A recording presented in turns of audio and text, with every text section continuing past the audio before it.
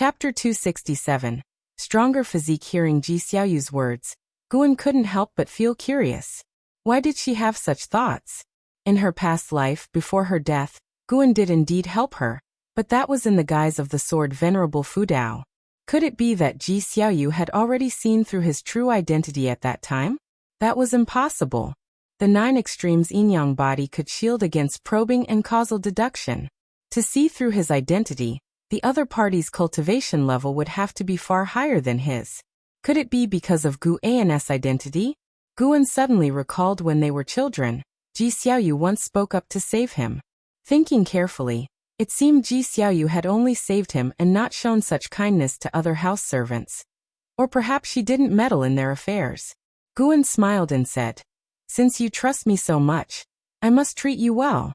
As long as you're in Medicine Valley, you can cultivate at ease. No one can harm you." Ji Xiaoyu nodded, then started talking about Journey to the West again. Recently, in addition to her cultivation, she had also begun reading like Guan, becoming more and more fascinated with Journey to the West as she read. The two chatted for an hour before Ji Xiaoyu left. Autumn arrived. Guan returned to Immortal Seeking Island. After the attack by the divine exotic resentful ghosts, the island had become somewhat desolate, but overall it had not declined. The strength of Immortal Seeking Island was still formidable. Without an attack from a divine exotic resentful ghost that surpassed the loose immortal realm, it was difficult to shake the foundation of Immortal Seeking Island. Guan sent a message to Hu Shaojian, who quickly appeared before him. After the salute, Hu Shaojian began recounting the attack on Immortal Seeking Island. When he mentioned the divine exotic resentful ghosts, his face was full of fear and dread. Those fellas reformed in less than 5 breaths after being scattered. They were too troublesome. Fortunately, the island master used divine skills to move them all away.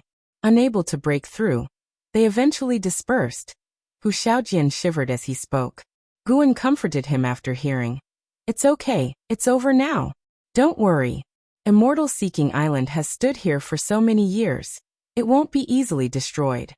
Just afraid of a divine exotic ghost king descending." Hu Shaojian sighed. What does Immortal Seeking Island have that would attract a divine exotic ghost king? Indeed, the divine exotic ghost king doesn't seek heavenly treasures, only wishing to slaughter the strong and use them for their own purposes. Hu Shaojian nodded, his mood lifting. Afterward, he led Guan to continue their procurement, while also talking about the sea-breaking rift and the divine exotic resentful ghost's news.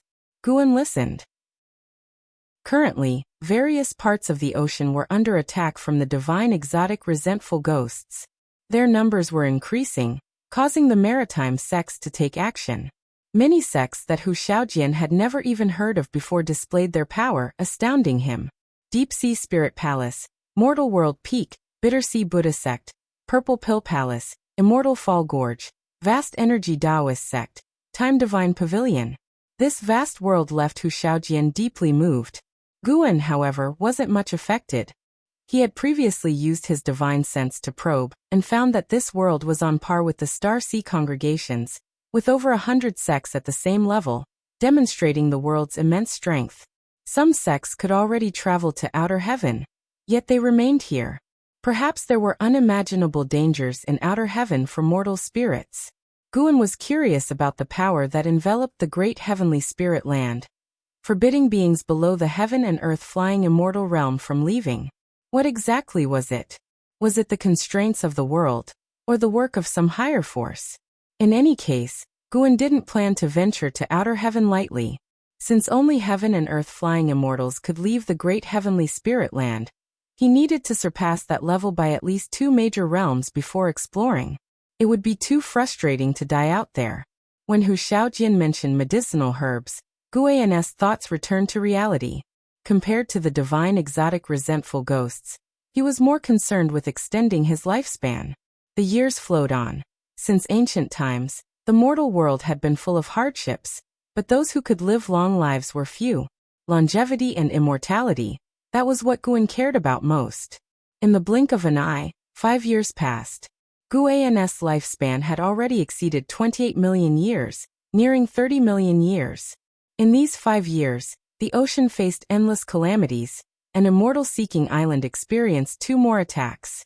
However, the mainland where Supreme Sect resided remained peaceful, unaffected by the ocean's tribulations. In the forest, Guan sat on the back of the blood prison Great Saint, watching with a smile as Yang Jian and Li Lingtian sparred. Though Li Lingtian had reached the 2nd layer of the core formation realm, he was still suppressed by Yang Jian, who appeared to be only in the foundation establishment realm. In reality, Yang Jian had already formed his nascent soul. Even if he suppressed his cultivation to the foundation establishment realm, his physical strength was not something a core formation realm cultivator could withstand. Bang! Li Lingtian crashed into a tree trunk, causing the 1,000-year-old tree to tremble, leaves falling. 10 zhang away, Yang Jian retracted his leg, patting his robe. His sharp aura subsided, and the oppressive feeling he exuded disappeared. Li Lingtian sat on the ground, clutching his chest in pain. The voice of the blood prison Great Saint came. Li Lingtian, your cultivation results are too weak. Like this, you still dare to call yourself Lingtian? Hearing this, Li Lingtian grew anxious, but with Guan and Yang Jian there, he could only suppress it. Damn it! What kind of monster is this guy? Li Lingtian struggled to stand, looking at Yang Jian with fear. Fortunately, it was just a spar. If it were a life-and-death fight, he wouldn't just die, he would die horribly. He felt that over the years, Yang Jian's ferocity had grown, and even someone as fearless as him was terrified, afraid of provoking him. Jianer, you were too heavy-handed. Apologize. Gu An's voice came, and Yang Jian looked at Li Lingtian. Noticing his serious internal injuries, he immediately felt guilty and hurried forward. Sorry, I was distracted just now. Yang Jian stood before Li Lingtian, his face full of regret. Seeing his expression, Li Lingtian didn't feel better. In fact, he felt worse. He forced a smile, saying, "It's fine, I'm just not skilled enough." He suddenly wanted to leave the 3rd Medicine Valley. He thought staying by Yang Jian would help him learn more, but why did the gap feel like it was widening? He almost forgot what it felt like to win. To be precise, he had never won. Since becoming an adult, he only sparred with Yang Jian and wouldn't bully other disciples in the valley. Guan called them back to the valley, simultaneously scanning the ocean with his divine sense. 5 years had passed, and the seas around the continent had started to show signs of the divine exotic resentful ghosts. Though few in number, it was not a good omen. For having once struck down 1,000 zhang tall figure and dispersed giant waves, he surely left a profound impression on the mysterious existence within the sea-breaking rift.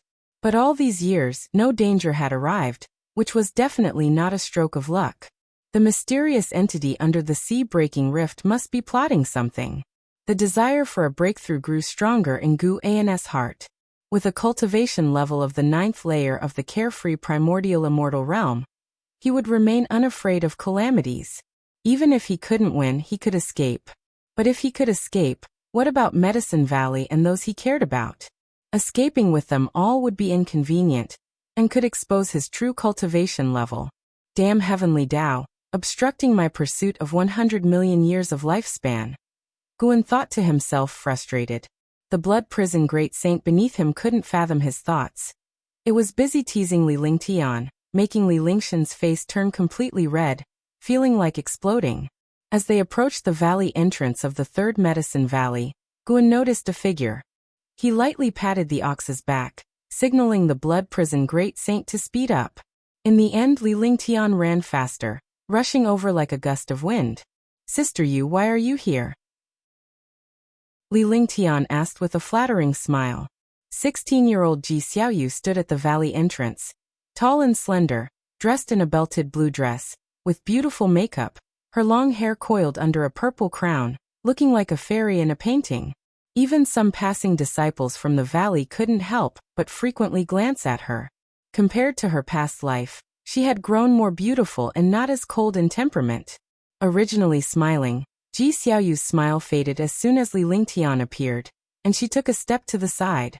This step made the already hurt Li Lingtian feel even worse. When the blood prison Great Saint got closer, Ji Xiaoyu smiled and said, "Brother Valley Master, are you done?" Guan nodded and asked, "Do you have something to discuss? Let's talk inside." Ji Xiaoyu said, heading toward Gu An's pavilion. Li Lingtian looked at her back, hesitating to speak. Riding the blood prison great saint, Guan followed her back. Yang Jian also left alone to continue his cultivation. He still wasn't strong enough to contend with Impermanence Tian. Only Li Lingtian remained at the valley entrance looking around, feeling very depressed. You beat up Laozi, and you're all happy and dispersed? On the other hand, Guan led Ji Xiaoyu to the second floor of the pavilion. After sitting down, he stretched lazily and asked, "What's the matter?" Ji Xiaoyu sat down and took the paper and pen beside her, beginning to write. Guan picked up a book, reading while waiting. He pondered whether to enhance his physique and cultivation technique if he broke through early. His mystic holy body was stronger than the treasure body, having upgraded from the 5 elements treasure body to the innate Taoist body, then transformed into the mystic holy body. But the mystic holy body could still improve. After all, the path to becoming stronger was endless. After a long time, Ji Xiaoyu stopped writing. She looked up at Guan and pouted. "Why don't you care at all about what I'm writing?" Guan put down his book and smiled. "Aren't I waiting for you to finish? I've lived 150 years longer than you. It's not easy to get curious so quickly." Ji Xiaoyu pushed the dozen sheets of paper she had written toward Guan. "This is a cultivation technique I comprehended last night. Have a look." Guan picked them up and read them one by one. After he finished, he was astonished and said, "What a marvelous technique. Did you really comprehend this?" This technique was indeed excellent, though not as good as his own. However, within the Supreme Sect, it would definitely be highly valuable, not something an inner sect disciple could buy. Ji Xiaoyu replied, "Yes, sort of. This technique can cleanse the muscles and marrow. You always complain about your poor aptitude. You can try this technique. It doesn't affect your energy absorption skill, so you can cultivate it with peace of mind." Guan raised an eyebrow and asked, "Can I teach it to others?" Ji Xiaoyu furrowed her brows slightly at that. Guan chuckled. "If it's not allowed, then forget it. Thank you very much." Chapter 268. The catastrophe of the Star Sea congregations. You can teach it to others too, but whether they can master it is hard to say. This cultivation technique requires a large amount of medicinal herbs to temper the body. I only taught it to you because you happen to have the medicine valley. Ji Xiaoyu spoke, then she stood up and turned to leave. Just leaving like that? Guan couldn't help but ask. Got to go cultivate. Ji Xiaoyu replied without turning her head. This time, after walking out of the room, she didn't close the door. Guan smiled to himself, muttering, "Still has the heart of a girl." He didn't mind and put away the cultivation technique Ji Xiaoyu had written. In fact, he had similar cultivation techniques. He had just asked casually just now. The techniques that change one's physique often require a large accumulation of rare and precious items. Having just the method isn't enough. Guan began to scan the entire mortal world with his divine sense, looking for a suitable place to break through. He couldn't imagine how much disturbance the upcoming breakthrough would cause, so he wanted to choose a place far away from living beings. Referring to the commotion caused by his last breakthrough, Guan was troubled. He felt that wherever he chose to break through, it would alarm the surrounding forces and affect living beings. His gaze suddenly fell on the sea-breaking rift, sensing the vast and dense spiritual energy within. How about breaking through inside the sea-breaking rift? This idea grew on him, and Guan felt it might be worth trying. Once I reach a lifespan of 30 million years, I'll go for the breakthrough. In the grand hall, Anhao was meditating in a pool, his brows furrowed, feeling restless. Suddenly he opened his eyes, his vision filled with blood vessels, and everything around him was shaking violently, causing his mind to become hazy. He vaguely saw a mass of black air rushing into the hall, quickly approaching him. The black air landed by the pool and condensed into a human figure. Anhao wanted to stand up but found himself unable to. Flame primordial treasure body, although cultivated later, surpasses the innate, remarkable. A voice rang out. If Guan and Yang Jian were here, they would surely recognize it as the voice of Impermanence Tian. Anhao stared intently at Impermanence Tian. Despite being immobile, he showed no trace of fear. The black air surged, revealing Impermanence Tion's handsome yet sinister face. He looked down at Anhao with a greedy smile. Supreme Treasure Body, you two were cultivated later. Anhao said calmly. Impermanence Tion's pupils suddenly contracted. His eyes were filled with meaning as he coldly laughed. It seems you are not simple. Perfect, it'll consume you, then go after the Mystic Gang Dominator body. Anhao sat in the pool, staring at him without making a sound. Make sure the Star Sea congregations are ready. I want to see if today's Star Sea congregations still have the might of their former days. Impermanence Tion said this and then vanished like smoke. Anhao suddenly awoke, gasping for air, his body regaining its senses. He braced himself on the edge of the pool, his face drenched in cold sweat, but his eyes were full of ferocity. Supreme Treasure Body, why? Anhao muttered softly, his voice like the growl of a beast. 2 years passed by swiftly. Guan returned to the pavilion with freshly picked medicinal herbs. He checked his attribute panel and saw that he was just 100,000 years away from reaching a lifespan of 30 million years. He smiled. Once I reach 30 million years, I'll break through. Guan sat down at his desk, starting to imagine what realm lay beyond carefree primordial immortal. After a while, a figure walked in briskly, and a fragrance filled Guan's nose, pulling his divine sense back. Shenzhen approached the desk, took out a book, and placed it on the desk with a proud smile. Take a look. Guan immediately picked up the book on the desk and began to read through it. The more he read, the more his brows furrowed. Seeing this, Shenzhen became nervous and asked, "Is it very bad?" This book was a novel, clearly imitating Journey to the West. The protagonist was also a demon, needing to take risks and travel far to find the immortal path's supreme treasure that could fulfill wishes. Objectively, it was pretty good. Guan just felt regretful. Shenzhen had reformed. Guan suddenly felt that he was being unreasonable. When Shenzhen was writing, he found it annoying. Now that she wasn't, he felt regretful. It's pretty good, keep it up. Guan closed the book and returned it to Shenzhen, speaking casually. Shenzhen, seeing his dismissive attitude, clenched the book tightly in her hand. At this moment, the sound of footsteps came. Ji Xiaoyu, dressed in white, walked up. At 18, her temperament was even more outstanding. Her features had fully matured, her eyes captivating, and a red thin line on her forehead made her even more stunning. Shenzhen looked back, and was also captivated by Ji Xiaoyu's appearance. Although Ji Xiaoyu had been in the Third Medicine Valley for years, the two women had never met. Shenzhen had not come back for many years. Ji Xiaoyu's gaze fell on Shenzhen, appraising her carefully. Suddenly, Shenzhen laughed, turned to Guan and asked, "Guan, do you not like this kind of book and only like to read the Supreme Secret Records?" Guan's expression changed drastically. He quickly said, "How could that be? I like this kind of book. What Supreme Secret Records? I haven't read those." He shot Shenzhen a meaningful look. Shenzhen immediately placed the book in her hand on the desk, saying, "Then can you read it carefully? I'll quiz you next time." "Of course, I like it a lot. I'll definitely be able to recite it backward," Guan said seriously. Shenzhen gave Guan a look that said smart move, and then left. As she passed Ji Xiaoyu, she nodded with a smile, making Ji Xiaoyu frown. Ji Xiaoyu walked to the desk and softly asked, "Is she threatening you? Tell me, I can help you settle it." At 18, she had already reached the 8th floor of the Foundation Establishment realm. She was very confident in her abilities. Guan laughed and said, "Not at all. I've known her for over 100 years. She just likes to bicker with me. Let's not talk about her. Why are you here?" Ji Xiaoyu looked at Guan and said, "I'm planning to leave for a while. I have some matters to attend to back at the Ji family." "Go ahead.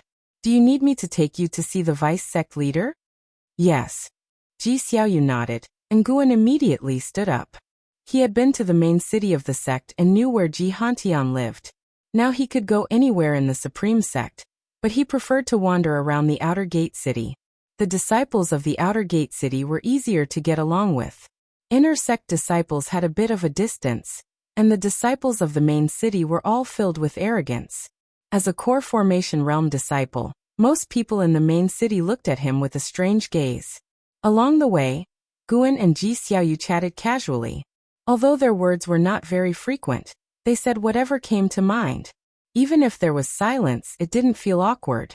An hour later, Guan and Ji Xiaoyu arrived at the gate of the Ji mansion. Guan stopped and said, "Go ahead." Ji Xiaoyu nodded and walked toward the gate. Guan turned and left. Ji Xiaoyu stopped and watched him leave, her brows furrowed, lost in thought. Guan could naturally feel her gaze. He didn't dare to look back, fearing she would inquire about the supreme secret records. In this life, Ji Xiaoyu was more suspicious than in his previous life, especially after their relationship grew closer. Whatever she was curious about, she would find a way to understand. After arriving at the inner sect city, via the transmission array platform from the main city of the sect, Guan suddenly sensed strong battle energy to the south, with an aura surpassing most heaven and earth flying immortal. Near carefree primordial immortal, but still a bit short. His divine sense quickly probed, his expression becoming peculiar. Why is it him? Guan suddenly thought of something and instantly understood. He didn't stop and continued walking. He walked along the street, looking at the disciples coming and going. Many years had passed, and there were now quite a few demons among the inner sect disciples, marking the initial integration of the human race and the demon clan. Guan continuously performed lifespan detection, incidentally checking the disciples' karma along the way. This was his habit, and also his enjoyment. Boom! Deafening explosions sounded outside the hall. And Hao was meditating in the pool, his brows furrowed. There were more than a dozen great cultivators standing in the hall, both men and women, each with an extraordinary presence. Qi Bei, who brought in Hao into the Star Sea congregations, and Qi Jiuxiao were also there. How is this guy so strong? Can he really break into the Star Sea congregations? After all, he is the divine exotic ghost king. If he had no true ability, he would have been killed long ago. It's really outrageous, daring to come to our Star Sea congregations to capture someone. Unfortunately, the sect hierarch is here. We don't need to worry. Even so, his momentum is a bit exaggerated. Listening to the discussions of the sect's elders, and Hao's face looked grim. He didn't expect Impermanence Tian to be so arrogant, actually daring to forcefully break into the Star Sea congregations. He could feel the pressure from Impermanence Tian growing stronger, indicating that the enemy was getting closer and had already locked onto him. At the same time, outside the palace, the blue sky whipped up a strong wind, stirring the sea of clouds into a massive vortex in the sky. The floating islands below seemed insignificant like specks of dust. The cultivators of each floating island flew out, bringing out their magic artifacts, ready for battle. The doors of Enhao's palace opened, and everyone walked out, including Enhao. The sect hierarch is here, a female cultivator said excitedly. The other great cultivators breathed a sigh of relief. From the swirling clouds in the sky emerged glimpses of a flag. A streak of light fell from it, swiftly landing at the cliff's edge in front of Enhao's palace. As the light dispersed, a man in a wide white robe appeared, draped in flowing clouds, with various jade pendants of different shapes hanging from his belt that swayed in the wind. His broad back exuded an imposing aura. Even though he had his back to Enhao and the others, his aura that reached the sky astounded them. Great Ming Tian, the sect hierarch of the Star Sea congregations, heaven and earth flying immortal realm. His countenance was stern, his long beard fluttering, and his eyes carried a fierce light. His long hair was tied under a crown adorned with small flags. He raised his right hand, and one of the flags flew out, quickly enlarging as it landed in his hand. This flag was none other than the Immortal Path's supreme treasure, the Star Sea Primordial Unity Banner. Stars glimmered on the banner, emanating a vast and majestic aura. Star Sea Primordial Unity Banner, it has been a long time. Impermanence Tian's cold laughter filled the air. As his voice echoed, a massive black rift suddenly tore through the sky, stretching hundreds of miles as if the sky had been cleaved by a sword, spectacular yet terrifying. Chapter 269. Waiting for death? Who said that? All the cultivators in the minor heaven and earth looked towards the black rift hanging on the horizon. Everyone was tense, as if confronting a formidable enemy.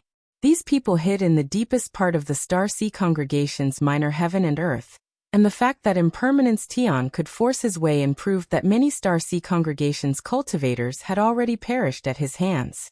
A figure flew out from the black rift. It was Impermanence Tian. Impermanence Tian was bare-chested. His hair was disheveled, and a giant python coiled around his waist, its body covered in black scales, the snake's head wrapped around his back, emerging from behind his left shoulder to look forward with him, constantly flicking its tongue. His upper body displayed a bizarre black pattern, as if some kind of emblem, making him look even more terrifying. From afar his gaze locked onto Anhao. Anhao couldn't help but frown. Impermanence Tian's mouth corner lifted in a fearsome smile. Hurry up and form your formation. Let me see if today's Star Sea Primordial Unity banner is as formidable as it was back then. Impermanence Tian's voice echoed as he swung his palm, unleashing a terrifying gale that ravaged thousands of miles. One floating island after another activated their protective formations, forming circles of light. Yet all the islands trembled. Great Ming Tian stood at the edge of a cliff, holding the Star Sea Primordial Unity banner in one hand, facing the wind. He snorted coldly, raised the Star Sea Primordial Unity banner in his hand, and the black flag soared upward, quickly growing larger, reaching a height of 10,000 feet in the blink of an eye, casting the entire floating island into darkness. Moreover, the small flags on Great Mingshan's headband also soared into the sky, standing alongside the 10,000-foot black flag, rapidly enlarging. There were actually 12 Star Sea Primordial Unity banners. 12 banners, your capabilities are decent, but this is far from enough. Impermanence Tian sneered, swinging his hand once again. This time, a dreadful blood wind surged out from the black rift behind him like a flood, unstoppable. In an instant, the terrifying blood wind collided with the 12 Star Sea Primordial Unity banners. The 12 10,000-foot banners trembled, countless stars on the flag's surfaces burst into light, and the ocean below surged, forming a gigantic hand reaching towards Impermanence Tian. Impermanence Tian stepped forward, his right foot landing with such force that it shattered the oceanic giant hand below. Great Mingshan's brow furrowed, his eyes filled with dread. 8th level of the Heaven and Earth Flying Immortal Realm. Your cultivation level is very high, but it seems you've spent most of your time on improving your cultivation level. Your mana is a bit weak. Impermanence Tian's laughter echoed through the heavens and earth, causing the faces of all Star Sea congregation's cultivators to change dramatically. Could this divine exotic ghost king be stronger than their sect hierarch? Defeat me first, then talk. Great Mingshan's voice rang out as he leaped up, spreading his arms and casting spells swiftly. The 12 Star Sea Primordial Unity banners whipped up fierce winds, the flag surfaces flapping loudly, and countless meteorites flew out, their momentum immense and endless, all crashing towards Impermanence Tian. In a blink, the entire ocean darkened, countless meteorites covered the sky, some crushing towards Impermanence Tian head-on, others encircling, seemingly forming a formation. Impermanence Tian stepped forward, his momentum dispersing all the incoming meteorites. With each step he took, his presence grew stronger, the strength energy swirling visible around him. His gaze fixed once more on Anhao, even sending his voice transmission. Flame Primordial Treasure Body. Are you ready to be devoured by me? You better resist. The stronger you are, the happier I will be. The happier I am, the less pain you will endure. Hearing his voice, Anhao clenched his fists. Even though Anhao was unafraid of Impermanence Tian, he knew he was no match for him. He feared that he might drag the Star Sea congregations into this. Since he embarked on the path of immortal cultivation, though everyone acknowledged his talent, he always needed assistance from others, just like at the Supreme Sect before and now at the Star Sea congregations. He felt full of unwillingness. Why wouldn't the heavens give him time? As long as he had 1,000 years, no, just another 500 years, he was confident he could become an immortal, no longer needing anyone's protection. Having the best talent, yet needing others' protection. To him, it was such an ironic matter. Boom! A strong wind swept towards Anhao. The intense light reflected in his eyes, as the sect hierarch Great Ming Tian and Impermanence Tian had already begun their fierce battle. with all kinds of terrifying spells and divine skills shaking the floating island. Impermanence Tian fought without using a Dharma treasure, relying solely on the might of his physical body to combat the spells and divine skills of the Star Sea Primordial Unity banner, breaking them with sheer power. Qi Jiuxiao looked back at Anhao saying, "Hurry back, don't come out." Anhao bit his teeth, not turning around. Qi Bei spoke up, "The enemy has already come here. Hiding in the hall is useless for him. Let him watch the battle." He turned his head, glancing at Anhao with the corner of his eye. "Anhao, watch carefully and remember the power of the ancient treasure body. Today, although many disciples died because of you, we don't regret it. We'll wait for you to grow strong. You have the talent to dominate an era, and our Star Sea congregations are willing to assist you along your path." Hearing this, Anhao felt even more guilt. He was willing to repay the Star Sea congregations in the future, but he feared he wouldn't have the chance. At this moment he thought of his master. Impermanence Tian could break into the Star Sea congregations invincible. In his understanding, only his master could match him. His master had once swept across the 7-star spirit realm. Even if unable to kill Impermanence Tian, he could certainly block his assault. But he couldn't summon his master. He didn't have the face to. His master hated trouble, yet he had already troubled his master more than once. Anhao stared intently at Impermanence Tian, flames igniting on his body. His hair also transformed into flames, his entire being radiating divinity like the deity of the sun. Meanwhile, in another part of the minor heaven and earth of the Star Sea congregations, Liya, clad in black, stood at the edge of a cliff, gazing intently at the heavens, where the sky displayed a myriad of hues, ever-changing. He frowned, mumbling, "And how?" The news of Impermanence Tian coming to seize the flame primordial treasure body had spread long ago, and he had heard it too, so he could immediately guess that today's commotion was directed at Anhao. Although he always lost to Anhao, he didn't want Anhao to die. Such a genius as Anhao. If he couldn't grow up, it would be a great pity. At least, that was how Liya thought. He could lose, but he couldn't live without a goal to chase. A figure appeared beside Liya. It was Xian Tianyi. Xian Tianyi, seeing Liya still there, sighed in relief, and said seriously, "Don't think about helping Anhao. Though your divine exotic city is powerful, you can't yet utilize its full potential. The divine exotic resentful ghost is not only targeting Anhao but also you." Liya gazed at the horizon and asked, "Senior, how do you think the calamity brought by the divine exotic resentful ghost should be resolved? It's more terrifying than the demon catastrophe we faced on the mainland. Any one ghost king can force through our Star Sea congregations."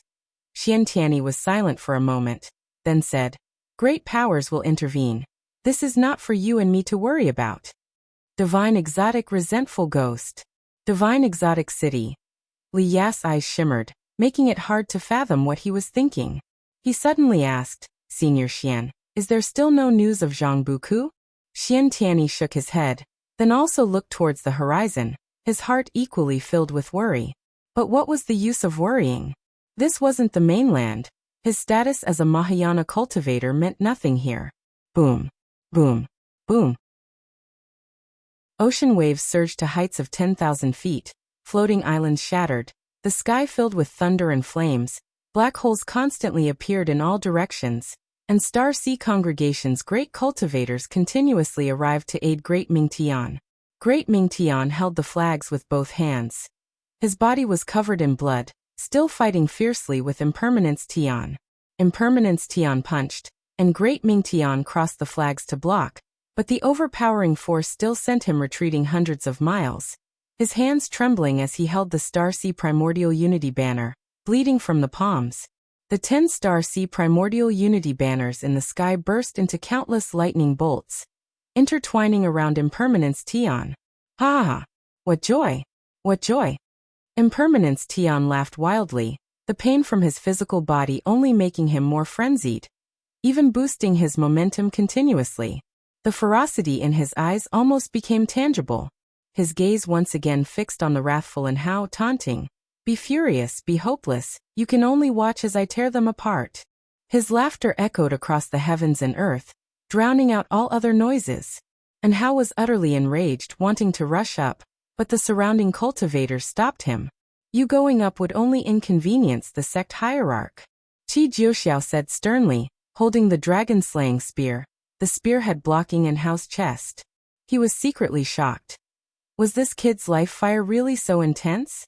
And Hao grabbed the dragon-slaying spear with both hands, his gaze fixed on Impermanence Tian, gritting his teeth. But what? If death is coming, let us die first. An old cultivator snorted coldly. Other great cultivators around also spoke harshly, fearless of death. No one blamed Hao, making him feel even worse. Are we really just waiting to die? And Hao's face showed intense unwillingness, anger boiling in his heart, causing the flames on his body to burn more vigorously. Waiting to die? Who said that? A voice reached in Hao's ears, making him instinctively feel irritated. Before he could respond, the surrounding cultivators turned around, as if all were startled. Qi Jiuxiao looked behind Hao, exclaiming in surprise, "Fu, Senior, why are you here?" And Hao's body trembled upon hearing this, the flames on his body rapidly dimming. He turned his head cautiously, seeing a familiar figure walking past him and stopping ahead of him. It was none other than Guan, who had cast the 9 extremes yin-yang body. The dark purple demonic shadow struck the cultivator's eyes, except Qi Jiuxiao and Qi Bei. Others were secretly frightened. Where did this person come from? Why had they not noticed at all? And Hao came back to his senses, hurriedly said, "Master, he is one of the 9 divine exotic ghost kings, possessing the supreme treasure body of Impermanence Tian. Enough. Just an ant. Why bother introducing it to your master?" Guan said, causing all the surrounding faces to change drastically. And Hao was stunned, then relieved, a smile appearing on his face. "An ant? Such arrogant words, and who might you be?" Impermanence Tian's icy voice came, full of killing intent. Clearly, Guan had angered him. Chapter 270 Desperate Impermanence Tian. Impermanence Tian's voice made the entire world feel as if it were in an icy wasteland, and all the cultivators of the Star Sea congregations felt chills down their spines. Guan ignored Impermanence Tian and stepped forward. Under the towering Star Sea primordial unity banner, the blood-soaked Great Ming Tian turned his head, eyes full of shock. Who is this person? Impermanence Tian also stopped. Guan's dismissive attitude irritated him, and he roared angrily, suddenly transforming into a blood wind, sweeping toward Guan. In the horrifying blood wind, the head of a sea dragon emerged, giant as a mountain, seemingly capable of swallowing Guan, and Hao, and the others on the floating island in one bite. Everyone on the island's hearts pounded wildly, not daring to blink. Boom. The moment the blood wind and sea dragon collided with Guan, it dissipated instantly, and Impermanence Tian was shaken still, losing his balance, disbelief on his face. "This no," Impermanence Tian said, his voice trembling. Before he could finish his words, a hand suddenly pressed on his shoulder, causing the giant python on his body to turn into blood mist with a slap. With that slap, Impermanence Tian's heart jumped fiercely, unprecedented panic engulfing him. He was horrified to find that his mana could not be mobilized, and he had lost his combat strength. "No matter where you are, I will find you and crush you to death again." Guan's voice entered Impermanence Tian's ears. As his words fell, his right hand squeezed, directly crushing Impermanence Tian's physical body. Boom! A sudden gale arose, raging across the world, blowing numerous cultivators away into the distance. Guan was not just of higher cultivation, his physique was also stronger. His whole Bodhis Chi power was far beyond that of Impermanence Tian's supreme treasure body.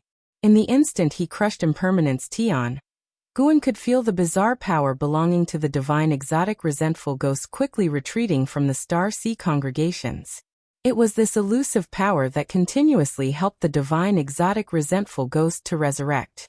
It retreated in a manner beyond the rules, quickly shrinking back into the sea-breaking rift. Guan followed and disappeared from where he was. The small minor heaven and earth fell into silence. Even the wind sounded oppressive. Great Ming Tian floated in the air, a look of astonishment on his face, unable to recover for a long time. If even he was like this, let alone everyone else.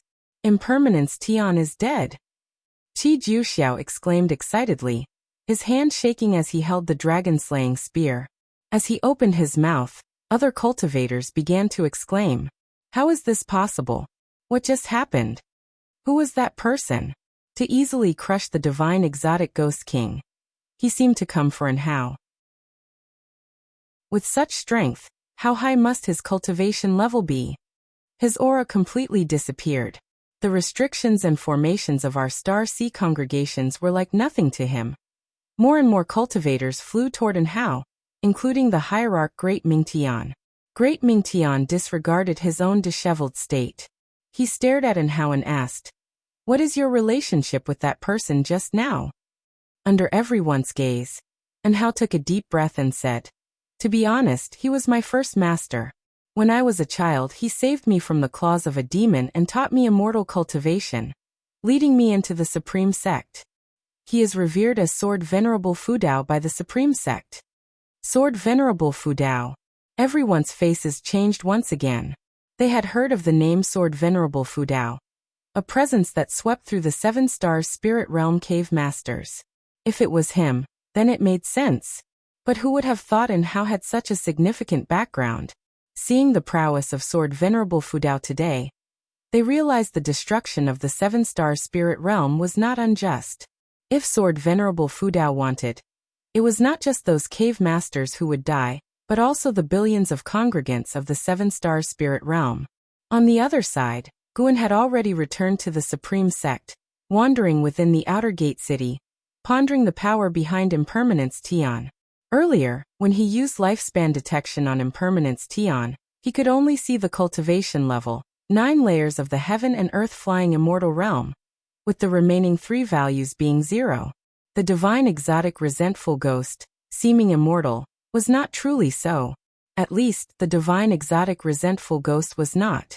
Guan had already slain 2 divine exotic resentful ghosts, and could sense the same power within them. If he could cut off the source of this power, these entities would no longer be able to resurrect. He was prepared to go to the sea-breaking rift and thoroughly resolve Impermanence Tian. Guan brought up the attribute panel, looking at his lifespan, feeling a surge of confidence. Although the sea-breaking rift was dangerous, it was not an impassable place. Guan began to anticipate the realm above carefree primordial immortal. Under the blood-colored firmament, the world dimmed. Seawater continually washed over the wasteland, as if some kind of demon was reaching out its hand. On the wasteland stood a stele, occasionally splashed by waves, which then turned into steam and dissipated. A figure appeared out of thin air in front of the stele, then fell to the ground. It was Impermanence Tian, who lay gasping for breath with terror and panic on his face. "What happened to you?" A cold voice came from within the stele, indistinguishable in gender and emotion. Impermanence Tian struggled to calm himself and gritted his teeth. "I encountered someone. His realm is definitely higher than the heaven and earth flying immortal realm. He also said he would come find me. He wants to kill me." At the thought of what Guan had said, he shivered uncontrollably. He was arrogant to others because he was not only strong but also seemingly immortal. He felt that man could really find him. How could he not panic? How could he not be afraid? Higher than the heaven and earth flying immortal. The voice inside the stele sounded again as if in thought. Impermanence Tian stood up, gritting his teeth. "What should I do? That guy will definitely come." At this moment, he was more frantic than An Hao had been. "The longer you live, the less you want to die. First, calm down and recover. I will summon the other ghost kings. Then we'll see what he can do to eliminate you under my watchful eye." Upon hearing these words, Impermanence Tian's heart calmed slightly. But just thinking of Gu An's figure made him tremble. The sensation of Guan pressing his shoulder was so despairing that he couldn't even muster the slightest anger. He only wanted to rid himself of this karma soon. News of Sword Venerable Fudao annihilating Impermanence Tian, the divine exotic ghost king, spread quickly. It was deliberately done by the Starsea congregations, partly to make people think there was a connection between them and Sword Venerable Fudao, and partly to dampen the spirits of the divine exotic resentful ghosts, giving hope to the ocean. Though the calamity caused by the divine exotic resentful ghosts was terrifying, There were always powerful beings on the ocean who could resolve it. When Guan arrived at Immortal Seeking Island, it had been only half a month since that battle. The cultivators on the island were all discussing Sword Venerable Fudao. The vast majority of cultivators were unclear about realms above Loose Immortal. It was precisely because they didn't understand that they worshipped Sword Venerable Fudao even more. First annihilating the 7-star spirit realm, then the divine exotic Ghost King. From their understanding, Sword Venerable Fudao already had the strongest record. Guan didn't expect his fame to spread so fast, feeling secretly pleased as he listened. Because of this, he even stayed an extra ancient hour that day. Returning to Mystic Valley, he was in a very good mood. In these 7 days, he had gathered another batch of medicinal herbs, getting closer to a 30 million year lifespan, estimating that he would reach it in no more than 3 months. And that was without deliberately harvesting in advance. He wasn't worried about Impermanence Tion making preparations early, as he would break through before heading to the sea-breaking rift. He planned to eliminate Impermanence Tion with an even higher realm. Guan walked into the valley in high spirits. When he encountered disciples, he would chat with them with a smile, allowing them to feel his good mood. Time passed quickly. 2 months flew by. The deeds of Sword Venerable Fudao on the sea eventually reached the Supreme Sect, sparking intense discussions among the disciples. The disciples felt honored yet worried. Why had Sword Venerable Fudao gone to the sea? Guan also heard similar discussions, but he didn't mind. Putting some pressure on the Supreme Sect was a good thing. If any presumptuous individuals tried to probe, he could only accept their unexpected lives. That day at noon, Guan was playing Go with Nine-Fingered Divine Lord, surrounded by dozens of disciples and senior cultivators of the Supreme Sect. Nine-Fingered Divine Lord's forehead began to sweat. Guan held the 7 stars mirror, fanning himself. No one recognized that this mirror was the Immortal Path Supreme Treasure. The 7 stars mirror appeared slightly different from before in the 7-star spirit realm, and its power aura was completely suppressed by Guan's path of returning primordial spirit. Even Nine-Fingered Divine Lord's divine sense couldn't detect anything unusual. Standing behind Guan, Yingying couldn't help but say, "Stop fanning, it's like a woman playing with a mirror. What is a big man doing with a mirror?" Hearing this, Guan immediately raised the mirror and smoothed his sideburns. Yingying was so angry that she wanted to grab him. While the two were fooling around, Nine-Fingered Divine Lord felt immense pressure. Having played Go for many years, he still couldn't surpass the mountain that was Guan. Nine-Fingered Divine Lord began to be dazed, doubting himself. He had checked Guan's cultivation level several times, and investigated his background secretly. Because he couldn't find out how Guan concealed great cultivation, he could only doubt himself. A figure approached, gently tapping a female disciple on the shoulder. The disciple turned and hurriedly saluted, then gave way. The visitor was Ji Xiaoyu. She wore a white dress, holding a treasure sword, exuding the demeanor of a female sword fairy. She stepped into the crowd, looking at Guan's playful behavior, and couldn't help but smile slightly. Seeing her arrival, Guan lowered the 7 stars mirror and greeted, "Xiaoyu, why are you back so soon?" Ji Xiaoyu replied, "I came home to fetch something, so naturally, I returned quickly." Guan nodded without asking further questions. He stood up saying, "Elder, you ponder on it slowly." He pushed away Yingying and walked out. Yingying, fuming, wanted to kick him, but he skillfully dodged. How could a Foundation Establishment Realm Cultivator compete with a Core Formation Realm Cultivator? Ji Xiaoyu followed Guan's pace, chatting as they walked. An elder smilingly stroked his beard. "Elder, how do you feel? You seem helpless." He often lost to Nine-Fingered Divine Lord, so seeing him defeated today, he was naturally pleased.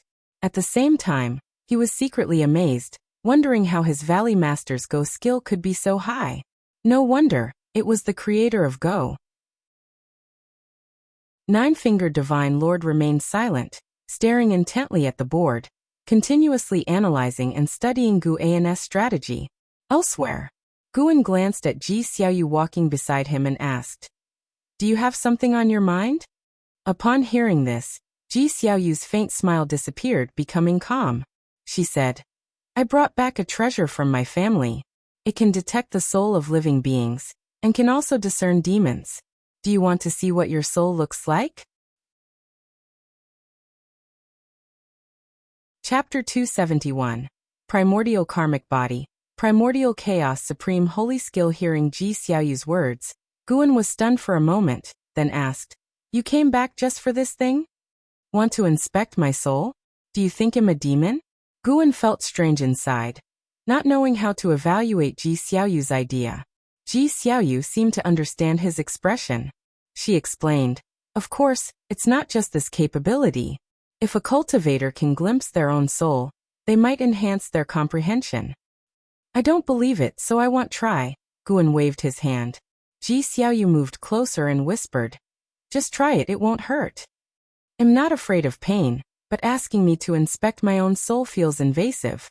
You don't think I'm a demon, right?" "How could that be? Even if you were a demon, it wouldn't matter, after all." "Still saying you're not?"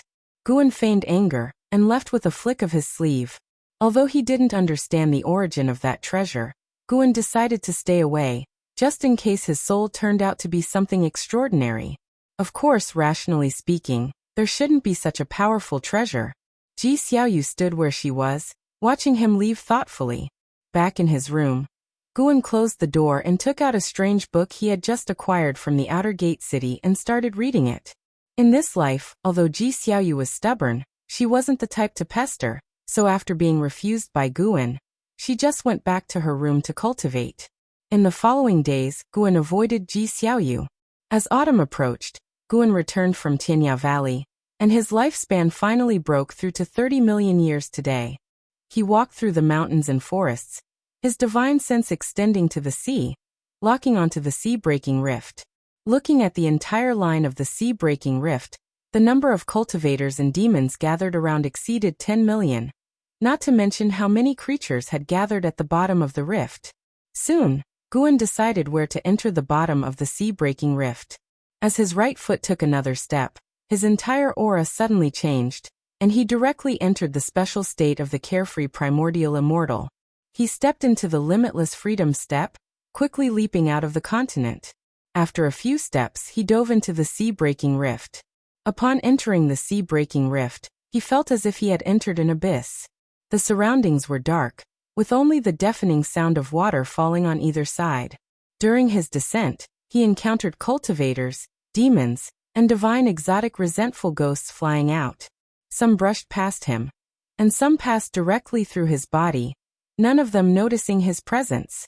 The sea-breaking rift was deeper than Guan had anticipated, seemingly leading to another world. After descending tens of millions of miles, a dim blue light appeared below, shimmering. He felt a unique aura, like the power of some heaven and earth rule. He passed through this layer of dim blue light, clearly feeling like he had entered another world. The aura of this world felt familiar to him, giving him a sense of being inside divine exotic city. This place also contained many heavens and earths. He flew towards the world with the richest spiritual energy, which was also the most vast, several hundred times the size of the Supreme Sex continent. During his flight, Guan saw many cultivators and demons traversing, the lowest cultivation level being the Wandering Immortal Realm. Only those who had reached the Wandering Immortal Realm could freely traverse these heavens and earths. Creatures with lower cultivation levels needed to use different heavens and earths teleportation arrays or space rifts for traversal. He also saw the figures of divine exotic resentful ghosts, wandering in the void, watching the passing creatures and ready to pounce at any moment. Guan did not look much, his right foot stepping out again, arriving at a cliff. The sky here was blood-red, with dark clouds and faintly visible outlines of several moons. Guan sat down cross-legged, directly activating the lifespan barrier. The spiritual energy here was incredibly abundant, even denser than the third medicine valley filled with medicinal herbs. No wonder so many cultivators and demons rushed in recklessly. Guan did not immediately break through, instead admiring the scenery in all directions. The vastness of heaven and earth made it hard to see flowers or plants. Tornadoes roamed the mountains in the distance, stirring up many resentful souls that wailed and howled like ghosts. Desolate, bleak. That was Guan's feeling. Hard to imagine what had happened to this land to end up in such a state. If everything in this world were flourishing, what level of spiritual energy could be reached? Guan withdrew his gaze, and then called up the attribute panel. Name: Guan. Lifespan: 174/30004901. Physique: Mystic Holy Body. Cultivation level: 9th layer of Carefree Primordial Immortal Realm. Looking at his lifespan, Guan's face showed a smile.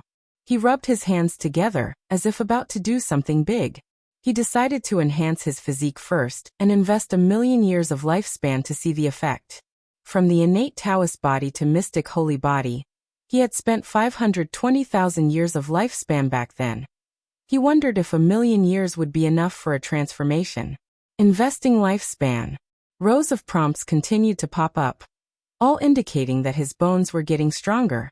Ultimately, 1,000,000 years were not enough for a successful promotion. Guan felt a bit distressed and changed his mind, deciding to try again. So he began to invest his lifespan year by year, 1,000 years at a time. The prompts came continuously, making his expression increasingly unnatural. Finally, you have comprehended the true meaning of heaven and earth for 10,000 years, subjected your body to the tempering of the true meaning of heaven and earth, and your bones have transformed. Your mystic holy body has upgraded to primordial karmic body. Boom. Heaven and earth's spiritual energy suddenly surged toward his body, and a sea of spiritual energy mist appeared on the ground. Magnificent and beautiful. Guan's face showed a smile. Breaking through his physique cost 1,670,000 years. Who could bear that cost? Guan hesitated, wondering whether to enhance his cultivation technique. He feared that enhancing both would leave insufficient lifespan to break through his realm.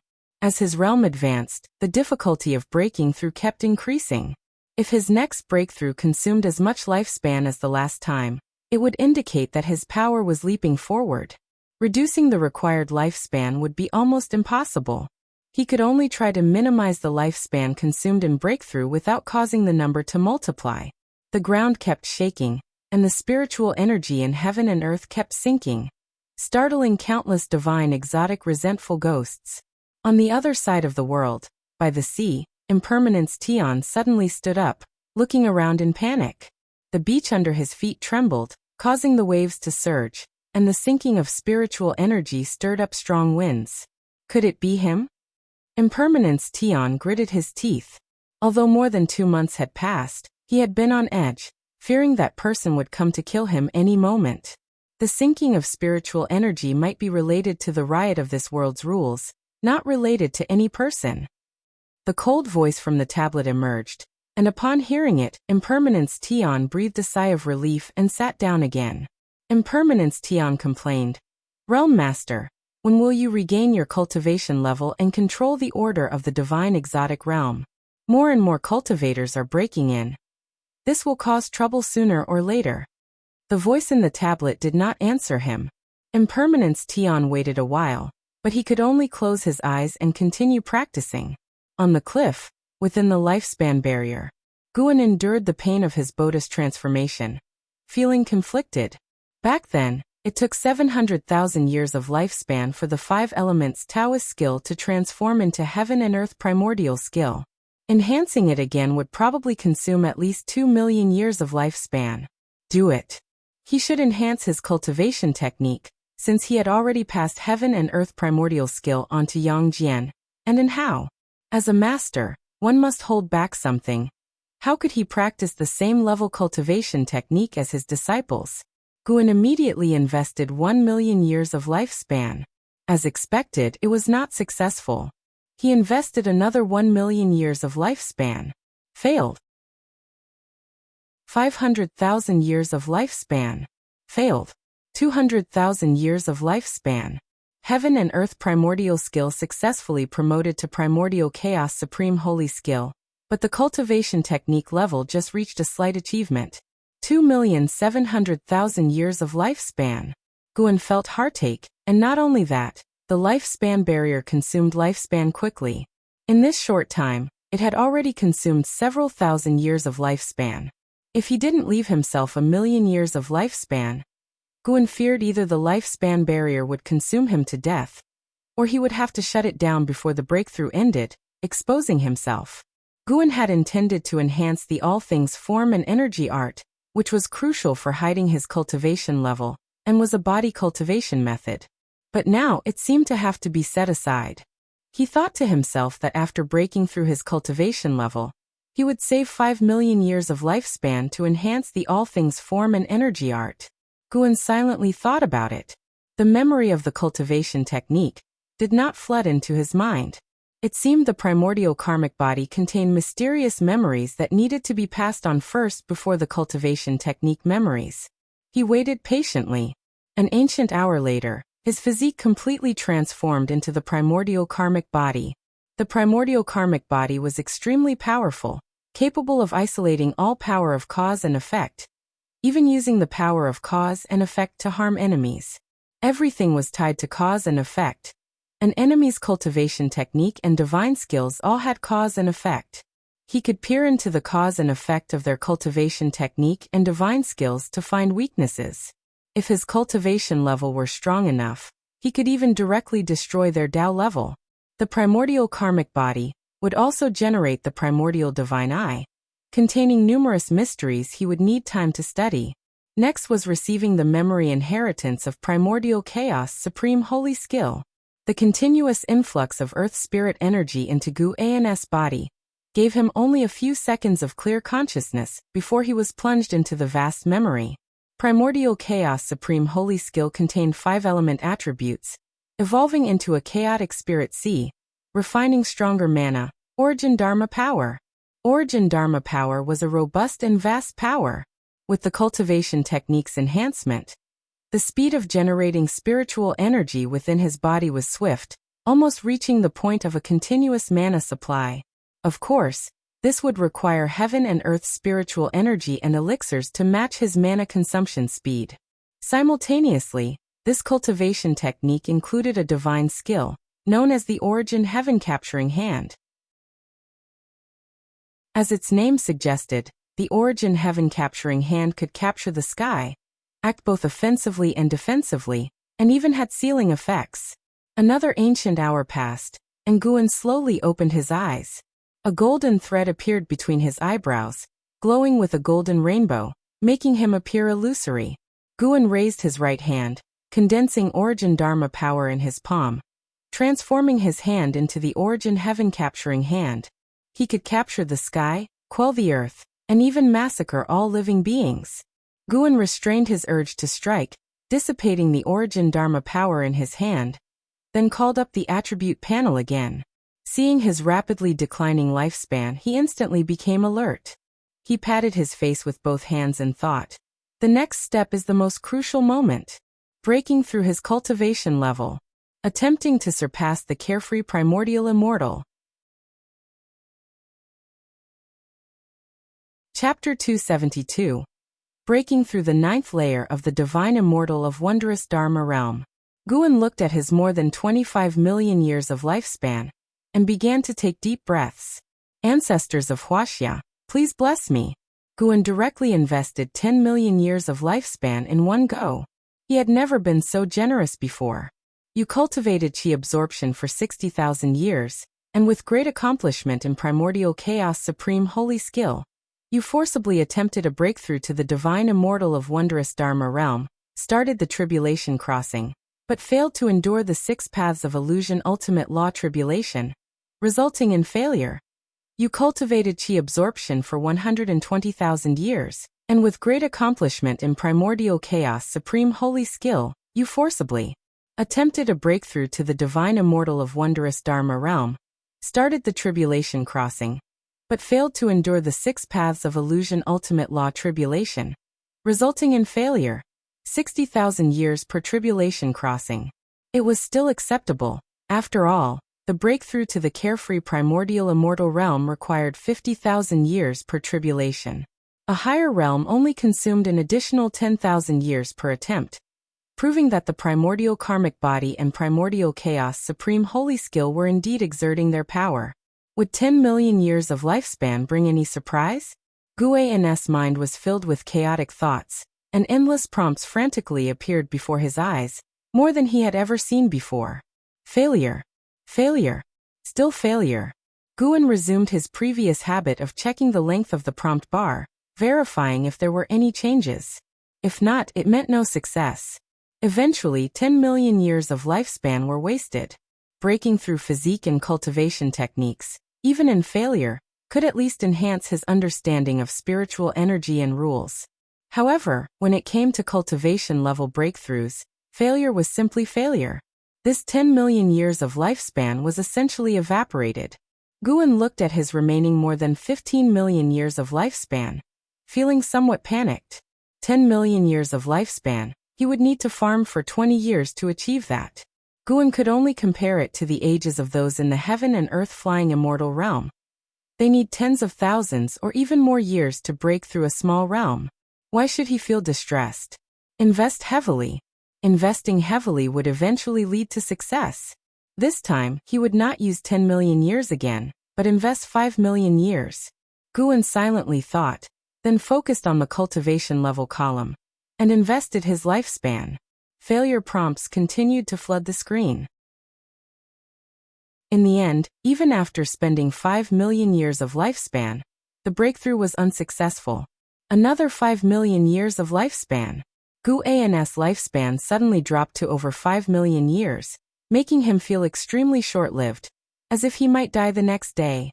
Alas, it was hard to transition from extravagance to frugality. Guan sighed inwardly, closing his eyes.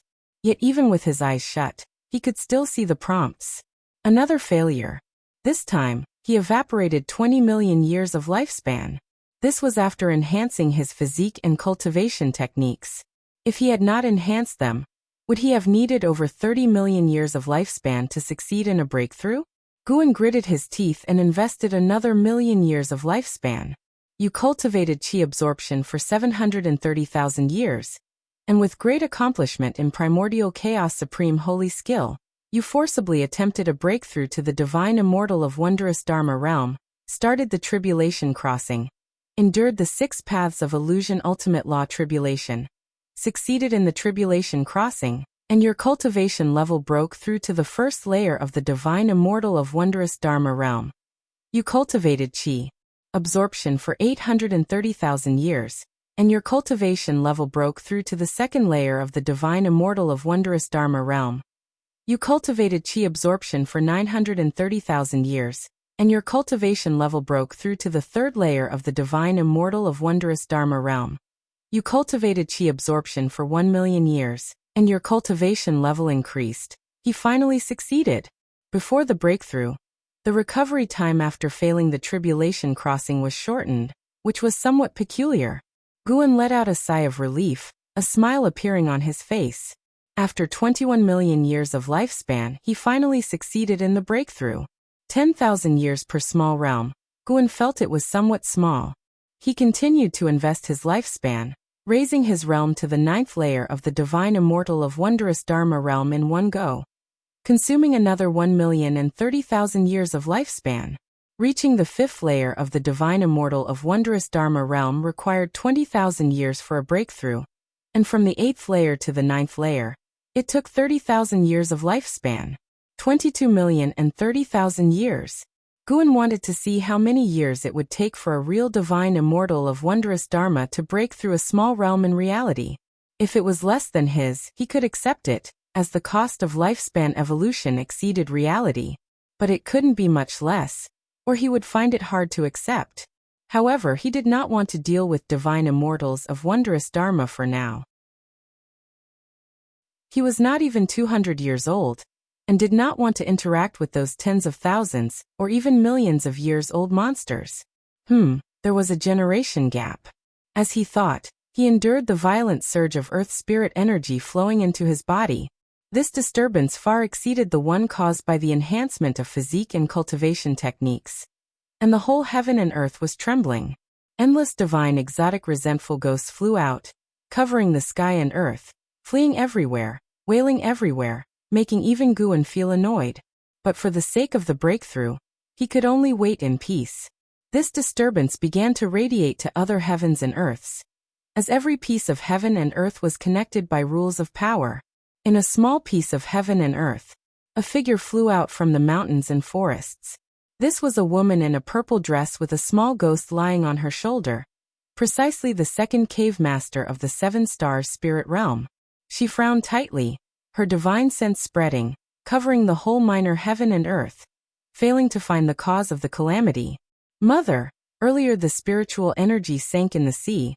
Why is it happening in the divine exotic realm? Is it man-made or some kind of omen?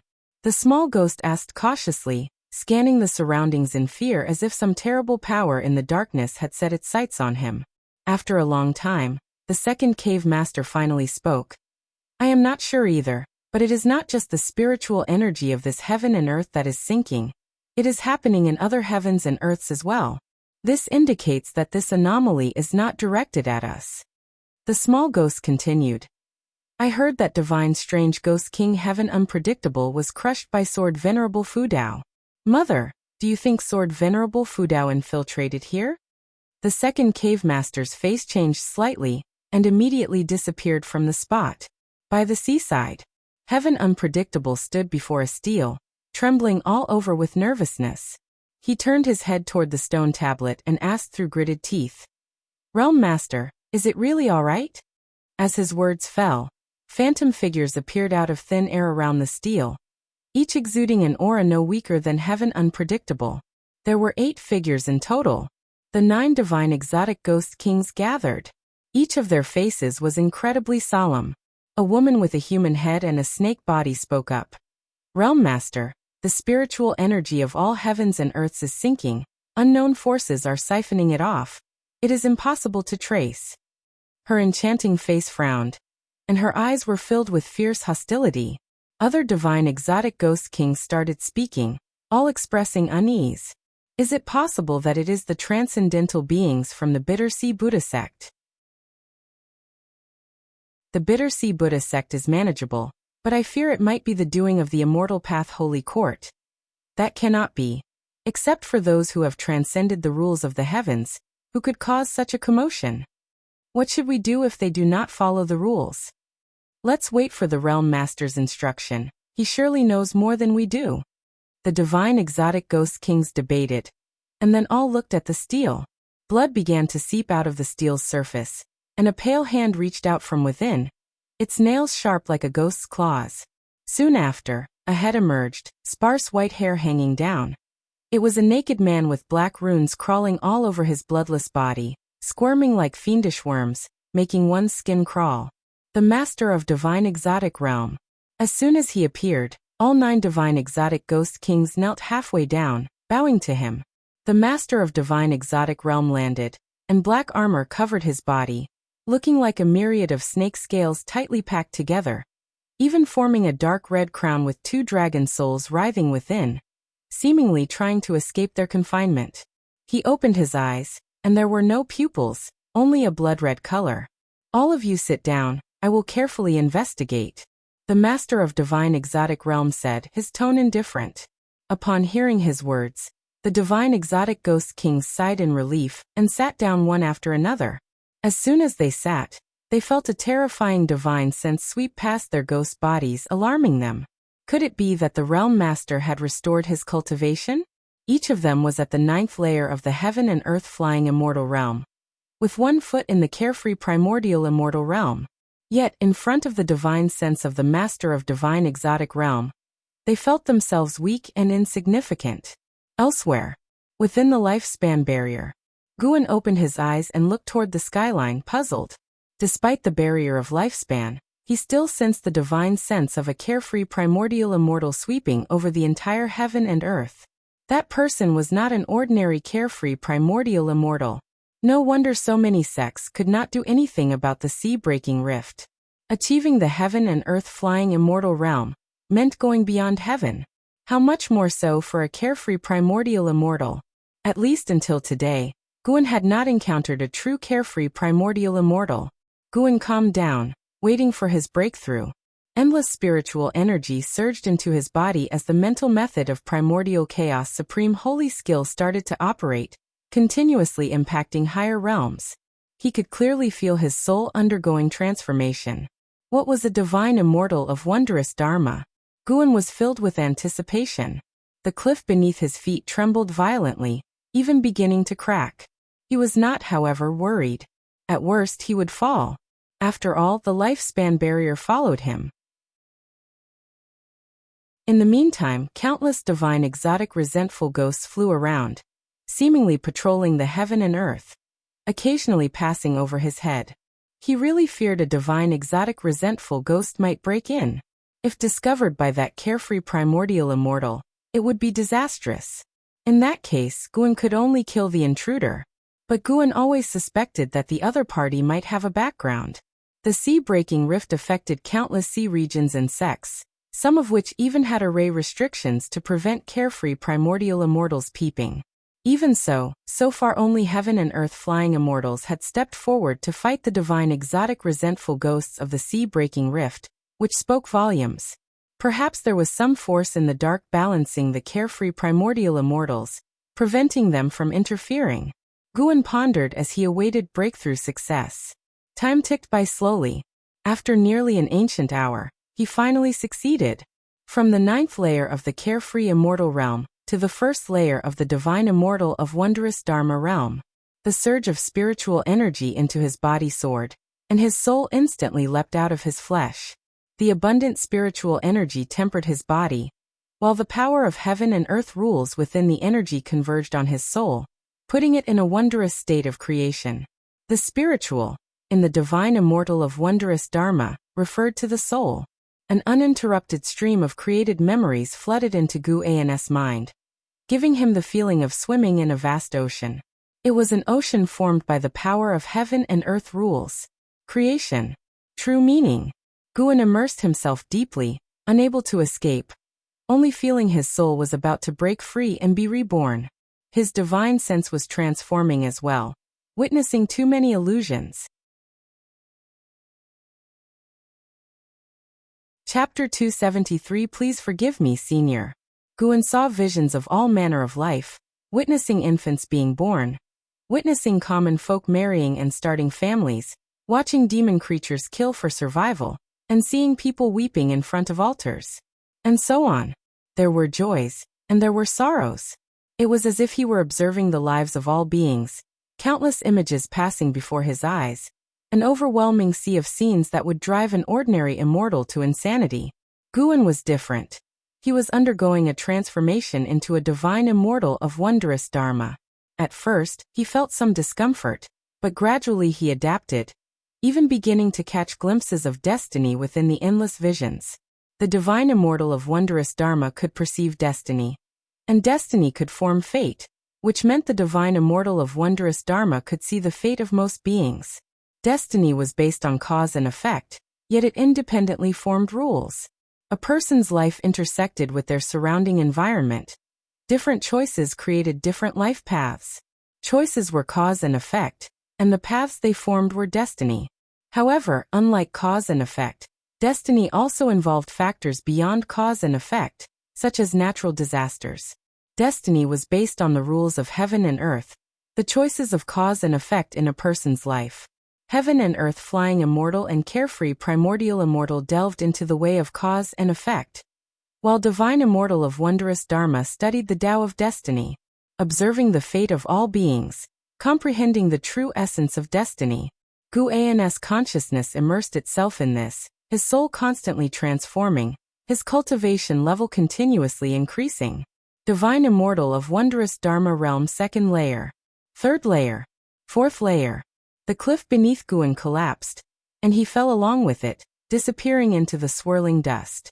Under the blood-colored sky, the figures of divine exotic resentful ghosts flitted by, thunderclouds roiling, and in the clouds, faintly visible, were the massive forms of evil ghosts as large as mountain ranges. After a full 2 ancient hours, the area finally calmed down, but the spiritual energy between heaven and earth had also become thin. By the sea, the 9 divine exotic ghost kings around the steel all breathed a sigh of relief. The anomalies were finally over, and during this process, they had not encountered any attacks. Perhaps it was truly a disturbance in the rules of heaven and earth, rather than an attack from a strong enemy. The master of divine exotic realm meditated in midair, eyes closed, brow furrowed. His divine sense continually scanned the various parts of the divine exotic realm, inspecting every inch of land, but he could not detect any anomalies, and even he, the realm master, did not know where the spiritual energy had descended. This made him very uneasy, feeling he was losing control over the divine exotic realm. Even if it was just a disturbance in the rules of heaven and earth, there must be a reason behind it, and he did not know what it was. He slowly opened his eyes, his gaze falling on the 9 divine exotic ghost kings below, his eyes flickering. Could it be that these fellows had offended someone, and the other party was warning him? Amidst the vast dust, Guan sat cross-legged on the ground. The lifespan barrier did not isolate the dust, but the dust could not approach him. His entire being emitted 7-colored radiance, and the golden pattern on his forehead shone with golden light, like an eye floating before his forehead. His cultivation had already reached the 9th layer of the divine immortal of wondrous Dharma realm. The reason he did not open his eyes was because he was carefully comprehending the mysteries of the divine immortal of wondrous Dharma. His soul had already transformed into the immortal soul of wondrous Dharma. As long as the soul existed, the physical body could perish and still be restored. This was the powerful aspect of the divine immortal of wondrous Dharma. However, the divine immortal of wondrous Dharma still had a heavenly destiny, meaning its lifespan had limits, something he could clearly sense through his insights into the Tao of Destiny. After a long time, he slowly opened his eyes, and the golden pattern on his forehead flickered, then absorbed the illusory primordial divine eye into the golden pattern. This golden pattern made him appear more divine. He could not yet absorb it into his body, unless he used a spell to conceal it. After some thought, he decided to leave it as it was. After all, with the all things form and energy art, no one would be able to see through his primordial divine eye. Guan called up the attribute panel, and his lifespan was only a little more than 2,200,000 years left. The lifespan barrier consumed too much. Guan took a deep breath, stood up, and turned his head to look. He had already spotted impermanence Tian, so he immediately used the 9 extremes yin-yang body, transforming into a dark purple shadow. He cancelled the lifespan barrier. With one step he appeared behind impermanence Tian. At this moment, impermanence Tian was still discussing the recent anomalies with the other divine exotic ghost kings, when the ghost kings in front of him suddenly widened their eyes. He had just noticed this, and a hand fell upon his shoulder. Smack. This slap sent his heart plummeting into an abyss, an unstoppable feeling of terror surging through him. The other 8 divine exotic ghost kings immediately jumped aside, keeping their distance from Guan. The master of divine exotic realm also looked at Guan, frowning, his divine sense unable to penetrate the 9 extremes yin-yang body, increasing his wariness of Guan to the peak. Guan cast a lifespan detection at the master of divine exotic realm, only able to see his realm. Carefree immortal realm 5th layer. This realm was already very strong. Before breaking through, Guan matched against him would have only a 90% chance of instant kill, very dangerous. Fortunately, he had broken through. Guan secretly rejoiced, his peripheral vision glancing at the nearby steel. All divine soul demons had connections of cause and effect with this steel. Their power would converge within it. Who are you? What do you want? A divine exotic ghost king asked in a deep voice, his tone tense. Guan appeared too suddenly, they had no prior notice, and they could not see through Guan's cultivation level, so how could they not be afraid? The most important thing was that Guan seemed to be looking at the divine exotic life tablet. Guan did not answer him, instead opening his mouth to ask, "Extract impermanence Tian's power, or you will all be utterly annihilated together." As soon as these words were spoken, the faces of the divine exotic ghost kings changed drastically, looking at him with expressions full of shock and anger. But no one dared to refute, much less make a move. They could only turn their gazes to the master of divine exotic realm. Impermanence Tian trembled all over, unable to speak, only looking up at the master of divine exotic realm with pleading eyes. The master of divine exotic realm's face was grim, staring intently at Guan. Guan was not in a hurry, waiting for him to make a decision. letting Impermanence Tian feel the despair. This guy had oppressed 2 of Gu An's disciples so greatly before, killing him directly would be too easy on him. After reaching the divine immortal of wondrous Dharma realm, Guan became more certain there was a transcendent presence behind the master of divine exotic realm, as the steel contained the aura of several carefree primordial immortals, suggesting there might be a faction behind the master of divine exotic realm. For now, he did not want to alert this presence unless the divine exotic resentful ghosts threatened the continent where the supreme sect resided. Moreover, within this land he had sensed a familiar aura, so he could not simply destroy the steel. The master of divine exotic realm took a deep breath, raised his right hand, and made a grabbing motion toward the divine exotic life tablet from afar. A soul flew out, unexpectedly. It was the soul of Impermanence Tian, but this soul was curled up, lifeless, like a soul shell. Impermanence Tian's eyes were filled with despair, and even a hint of resentment, not toward Guan, but toward the master of divine exotic realm. If he could speak now, he would certainly curse the master of divine exotic realm. The other divine exotic ghost kings could understand the look in his eyes, feeling equally distressed, sharing the feeling of the death of a kindred spirit. Guan squeezed his right hand, and Impermanence Tian in his hand instantly turned to ash. He waved his sleeve, dispersing Impermanence Tian's true soul. No prompt for gaining lifespan, but Impermanence Tian was no more. Guan sent a voice transmission to the master of divine exotic realm, said a sentence, and then turned to leave. The master of divine exotic realm squinted his eyes, then called out, "Wait!" Guan stopped, his back still facing him. The master of divine exotic realm looked down at him, saying, "In front of many ghost kings, I let you eliminate one of my ghost kings. The other ghost kings do not understand. Why not take my palm, and let them feel your power?" As soon as he said this, the wind between heaven and earth ceased, and the waves of the sea stood still. The 8 divine exotic ghost kings looked at Guan, hardly daring to breathe. They cursed inwardly. They did not want to feel anything. They had already seen the display of power. How could they doubt it? They understood the master of divine exotic realm was unwilling, using them as an excuse. "Feel my power?" Guan's voice rang out. He slowly turned around, and in an instant his entire being grew enormously, standing between heaven and earth. Divine skill, great and minor Rui. The 8 divine exotic ghost kings looked up, dumbfounded. Guan grew to a towering height of 10,000 zhang, his head against the blood-colored sky, his feet on the ground, with dark purple demonic chi surging around him like an ocean, magnificent and unparalleled. In front of Guan, the ghost kings could not help but feel a sense of fear. A vast pressure enveloped them, rendering them motionless. The face of the master of divine exotic realm also changed dramatically. As a carefree primordial immortal, he could more acutely sense Guan's terrifying power. Guan raised his right hand, and in the palm as large as a mountain, threads of rainbow light burst forth. Origin heaven capturing hand. As the divine skill condensed, the master of divine exotic realm and the ghost kings felt as if the sky were falling. "Once my palm is raised, it must fall.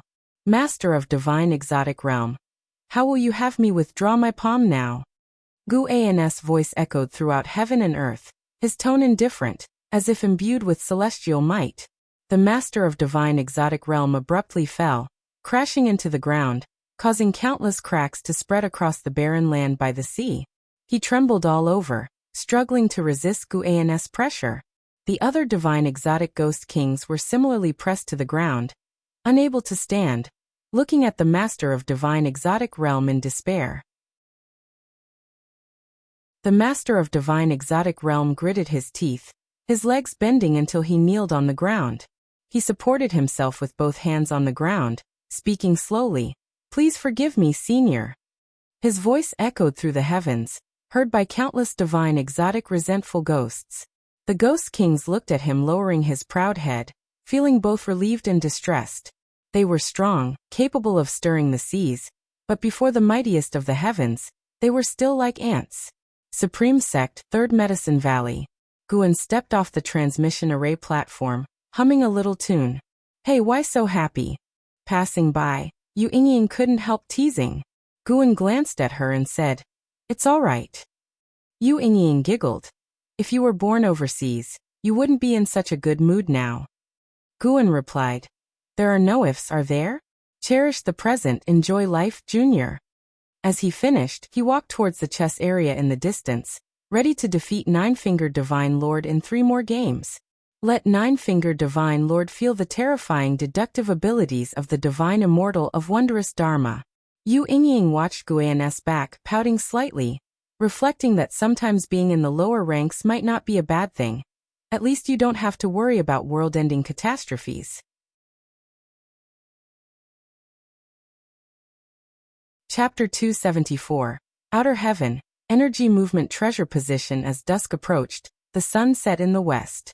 Guan sat on the stone bench, playing with the 7 stars mirror in his hand, his face full of impatience.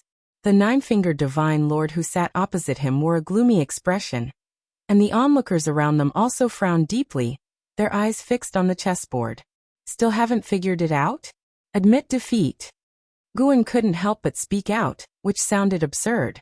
He had been playing chess with the Nine-Fingered Divine Lord all afternoon, and this was still the first game, with the Nine-Fingered Divine Lord having only placed 37 pieces. This guy couldn't beat him, so he wanted to wear him down? Guan saw through the Nine-Fingered Divine Lord's intention, so he placed each chess piece in the position the Nine-Fingered Divine Lord was thinking of playing, causing him great torment. Being seen through felt extremely uncomfortable. The Nine-Fingered Divine Lord couldn't understand it. He had simulated countless scenarios and thought his chess strategies were varied. Yet Guan always managed to play where he intended, interrupting his thoughts. Little did he know, Guan could see through his strategies by using his ability to peer into fate. Guan could foresee what the Nine-Fingered Divine Lord would do next. Although the Nine-Fingered Divine Lord's cultivation level was high, preventing Guan from seeing too far into his future, he could easily see through the next hour. The slower the Nine-Fingered Divine Lord played, the faster Guan played.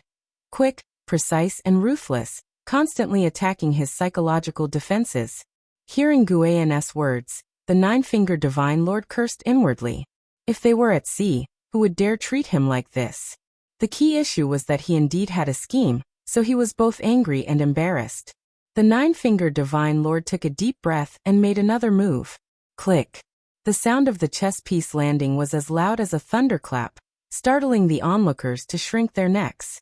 The Nine-Fingered Divine Lord was also startled, and couldn't help but touch the chess piece. Guan's lips curved upward, and he used the 7 stars mirror as a fan, pretending to be profound and mysterious. The Nine-Fingered Divine Lord looked at him, and suddenly felt like hitting someone. "No more. No more." The Nine-Fingered Divine Lord shouted angrily. Upon hearing this, Guan immediately stood up and left. Watching his back, the Nine-Fingered Divine Lord opened his mouth, but only felt a heavy weight on his chest. Guan decided to take a walk and personally see every inch of the 3rd Medicine Valley. He wanted to use his perception as the Divine Immortal of Wondrous Dharma, to feel the place he had lived in for so many years. Just as he hadn't walked far, Yang Jian came up to him and told Guan that he didn't know why, but he suddenly felt enlightened and relieved today. Guan smiled and comforted him, saying it was because his cultivation had shown results. Receiving praise from his master, Yang Jian was instantly invigorated and left happily, prepared to spar with Li Lingtian. He knew Li Lingtian had always wanted to spar with him.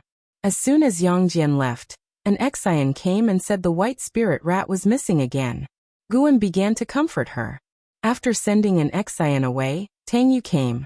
There were quite a few trivial matters today, unlike usual. Guan did not feel irritated but rather found it amusing. What about being the Divine Immortal of Wondrous Dharma? He still cared about these low-level old friends around him, and wanted to maintain his life. The path to immortality was long, and the 9 heavens of Immortal Path, the Divine Immortal of Wondrous Dharma, was merely the 6th layer heaven. What kind of realm lay beyond the 9 heavens? He was very much looking forward to it, and was full of fighting spirit. An hour later, night fell, and Guan leisurely walked back to the pavilion. From afar, he saw a graceful figure standing under the pavilion. It was Ji Xiaoyu. Guan saw that Ji Xiaoyu was holding an object in her hand. He did not mind, as he had already seen through the causes and effects of that treasure. The blood prison great saint lying on the ground saw Guan, and his ox-like eyes lit up. He felt that his master had changed a bit again. Could it be that his master had become stronger again? This was definitely a good thing for him. The stronger the master, the greater his face, and he could also gain more benefits. Guan came to Ji Xiaoyu and asked with a smile, "Isn't this your time for cultivation at night? Why are you waiting here?" Ji Xiaoyu's eyes fell on Guan's forehead, where a golden pattern faintly glowed under the night sky. She couldn't help but raise her hand and touch her own forehead. There was a red pattern on her forehead, finer than Guan's Dao pattern. She smiled and said softly, "Nothing, just came out to look at the moonlight." The item she was holding in her other hand disappeared. Guan turned around and stood shoulder to shoulder with her, looking at the bright moon in the night sky. He smiled and said, "Xiaoyu, what do you think the scene beyond the sky is like?" Ji Xiaoyu, hearing this, looked up at the night sky and replied, "Perhaps there are many other worlds. I have heard the elders in my clan say that every star in the sky is a world. The Tao is simple, and all things follow the same principles. Life on earth is as tiny as dust, and the heavens and earth in the Tao are as small as stars." Guan couldn't help but turn his head to look at her, surprised she could speak such profound words. Unknowingly, this girl had already grown so tall. If one cultivates to immortality, they can eventually fly beyond the sky. Ji Xiaoyu finished speaking and looked at Guan. Guan met her gaze, and found that her eyes were still very beautiful. The two of them started chatting about the world beyond the sky, imagining various scenarios. They spoke slowly, feeling like a gently flowing stream. Half an hour later, Guan bid farewell to her, and went to his room on the second floor. Sitting at the desk, Guan looked at the starry sky outside the window and murmured, "Cultivating to immortality and flying beyond the sky? Why not go and see the world beyond tonight?" When he reached the heaven and earth flying immortal realm, he went to Immortal Seeking Island. Now, having reached the divine immortal of wondrous Dharma, he could once again explore a broader world. Guan's lips curved upward, and his immortal soul of wondrous Dharma directly jumped out of his body, out of this world. In an instant he was in the starry sky, overlooking the great heavenly spirit land below. Guan suppressed his aura to the heaven and earth flying immortal realm, and the seven-colored glow belonging to the divine immortal of wondrous Dharma was concealed into his primordial spirit. From the cosmos, the great heavenly spirit land appeared as a vast continent, covered in a layer of golden light, with 7 suns beyond the gold, floating in the sky and operating in some ever-changing and mystical pattern. The mysterious beings within the 7 suns still existed. Observing them from the cosmos, one could sense their immense aura even more. They were all carefree primordial immortals. In this sense, they seemed more like the guardians of the great heavenly spirit land. Guan turned around and headed deeper into the cosmos. The stars in the cosmos were indeed worlds, some were planets, while others were continents. Not all worlds contained life, and some worlds were inhabited only by wandering spirits. These worlds were also covered in a layer of golden light, isolating beings below the heaven and earth flying immortal realm. Guan's flying speed was swift, but he stayed within the speed range of the heaven and earth flying immortal realm. The cosmos was vast. Even at the speed of the heaven and earth flying immortal realm, it would be difficult to encounter other heaven and earth flying immortal beings in a short time, let alone stronger existences. However, during his flight, Guan sensed several unusual auras from various directions, far away. The outer heavens also held dangers.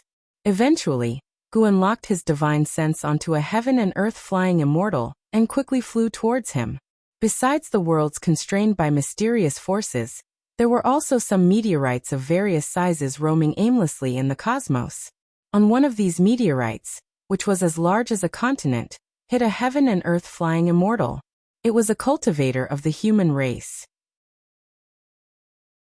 This person was meditating in front of a mountain wall, his Taoist robe as white as feathers, and his face handsome, looking no more than 20 years old, with an otherworldly aura. When Guan approached him, he used his lifespan detection on him.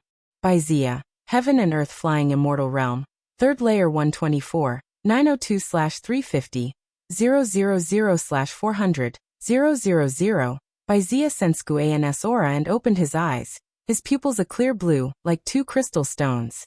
He stood up and watched Guan approach. As Guan landed, he cupped his fists in greeting and said, I am Menglang, new to the outer heavens. It must be fate to meet a Taoist friend. Would you like to be friends? After hearing this, Baizia smiled and said, So it is your first time in the outer heavens.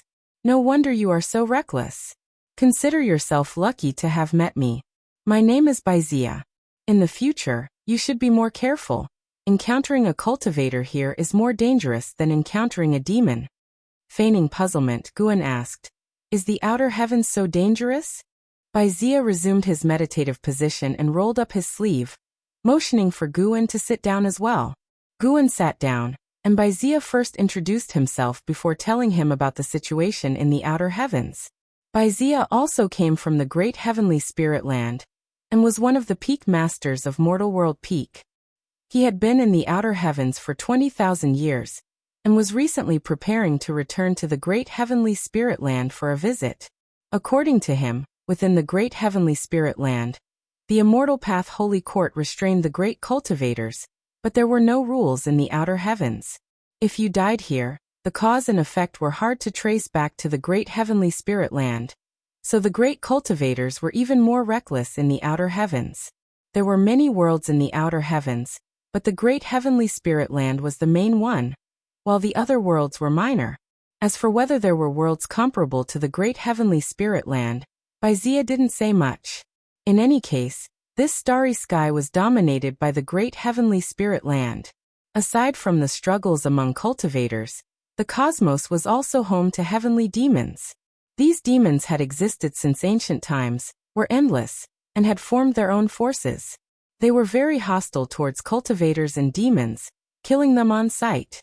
Baizia had encountered the most terrifying heavenly demon, one that swallowed a heaven and earth flying immortal in one gulp. He only escaped because he was faster than the other heaven and earth flying immortals. To this day, thinking about it still gave him chills. If you are curious about the outer heavens, don't go too deep into the cosmos. Once you step into the silent destruction domain, it is swarming with heavenly demons, and also filled with various terrifying and strange curses. Heaven and earth flying immortals who enter have a slim chance of survival. Of course, if you see no hope for a breakthrough, you may as well try your luck. Some have managed to defy fate in the silent destruction domain.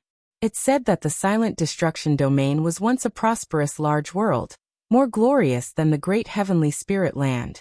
In fact, the great heavenly spirit land is just a fragment of that world.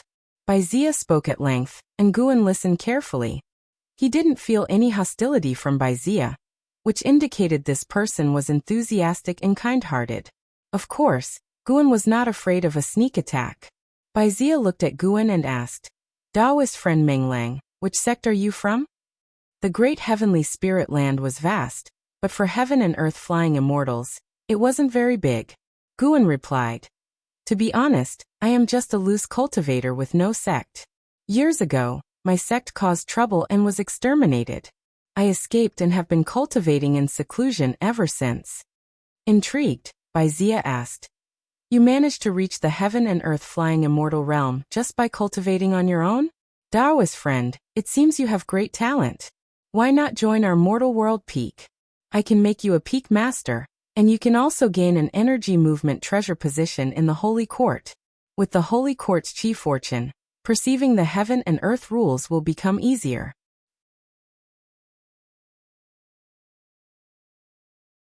Chapter 275 The Status of Mortal World Peak. Taoist friend, can you introduce me to the Holy Court?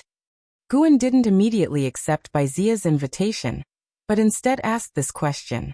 Is there an entire dynasty of immortal spirits within the great heavenly spirit land? Could it be the Holy Court? No, that dynasty, though powerful, was definitely not the most powerful in the world.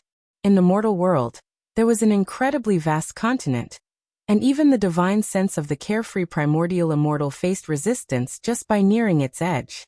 That continent should be the location of the Holy Court. Baizia gave Guan a suspicious look. How could this person not know about the Holy Court? How long has he been in seclusion? Although puzzled, Wuxia still introduced it as was appropriate. The Holy Court is the absolute ruler of the great heavenly spirit land, and the origin of the immortal path, located in the Taoist divine continent of Great Heavenly Spirit Land.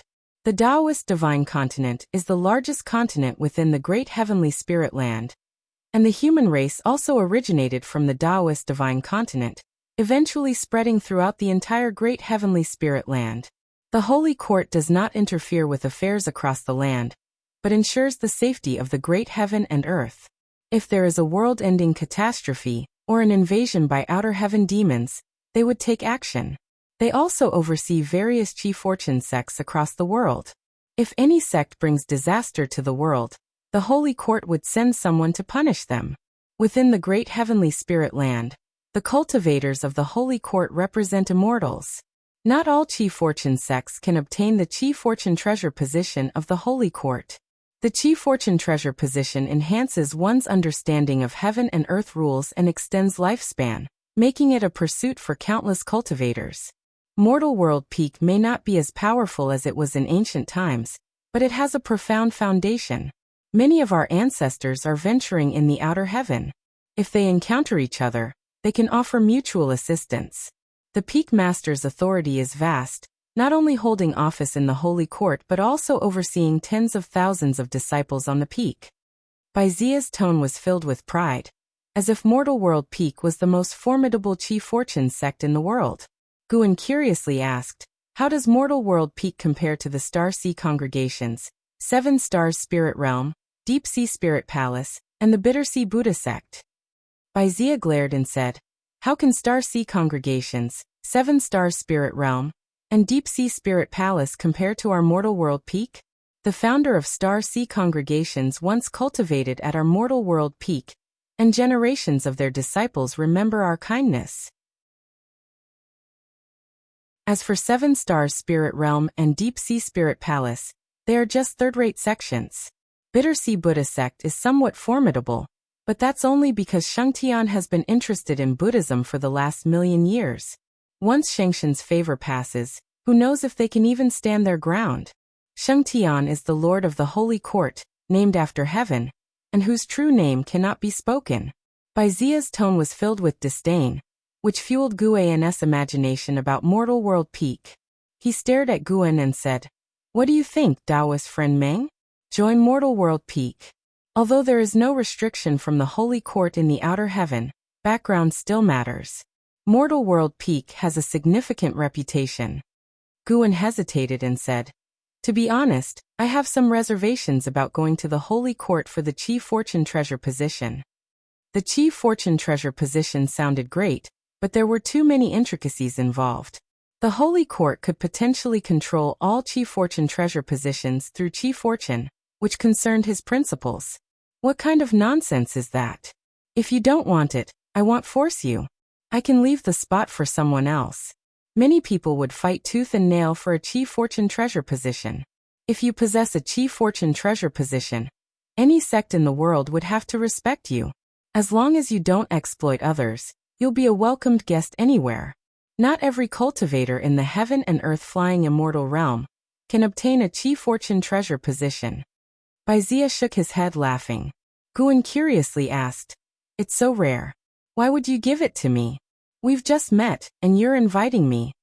Wuxia coughed and said, it's precisely because I see your exceptional talent and lack of background. Within the great heavenly spirit land, unaligned cultivators in the heaven and earth flying immortal realm are extremely rare. Mortal World Peak is powerful, but not invincible. Of course, after joining Mortal World Peak, if you misbehave, Mortal World Peak won't go easy on you. Our Mortal World Peak has beings that surpass those in the heaven and earth flying immortal realm. Reaching the heaven and earth flying immortal realm meant breaking through minor realms was incredibly difficult. It had been 10,000 years since he had a breakthrough in a minor realm. Guan wasn't surprised. He had long guessed that the Mortal World Peak hid some carefree primordial immortals. He continued to ask, why don't you try to recruit heaven and earth flying immortals from other sects? For example, there are heaven and earth flying immortals in the Star Sea congregations. Baizia shook his head and said, "How could it be so easy to recruit them? Not speaking of karma and relationships, those heaven and earth flying immortals wield great power within their sects and regions, monopolizing cultivation resources. Even if you join Mortal World Peak and hold a higher status than them, obtaining the same level of resources as them is difficult. Of course, joining their sects now would make it hard to surpass them since they have been established for tens of thousands, even hundreds of thousands of years." Guan found it reasonable. After thinking for a moment, he said, "If that's the case, I'll join Mortal World Peak. However, I can't go to Mortal World Peak right now." "No problem. Mortal World Peak won't confine you. In fact, your disciples would be more than happy if you're not at the peak, allowing them to be carefree. My disciples and grandchildren probably have already forgotten me." Baizia laughed self-deprecatingly. He then took out a piece of green jade, carved with a mountain peak. "This is mortal jade, symbolizing the identity of the peak master. When you encounter disciples or affiliated sects of Mortal World Peak, you can show it. Of course, with your cultivation level, you can stand boldly in the mortal world." Baizia laughed. Guan accepted the mortal jade, examining it closely. He asked, "Aren't you afraid I'll act recklessly after receiving the jade and then escape?" Baizia laughed. "If you misbehave, the Holy Court will deal with you.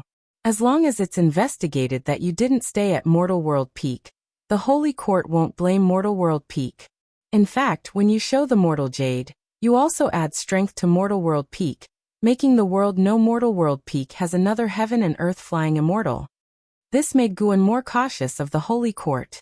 No wonder the Seven Stars spirit realm didn't openly harm the continent's beings. They were afraid of the Holy Court.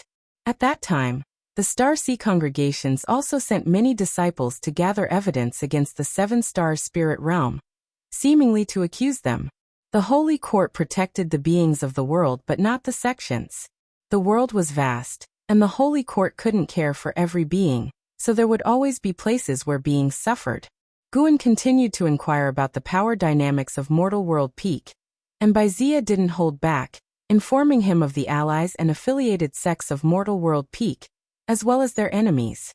Overall, Mortal World Peak had more allies than enemies, which was why it could stand strong in the mortal world.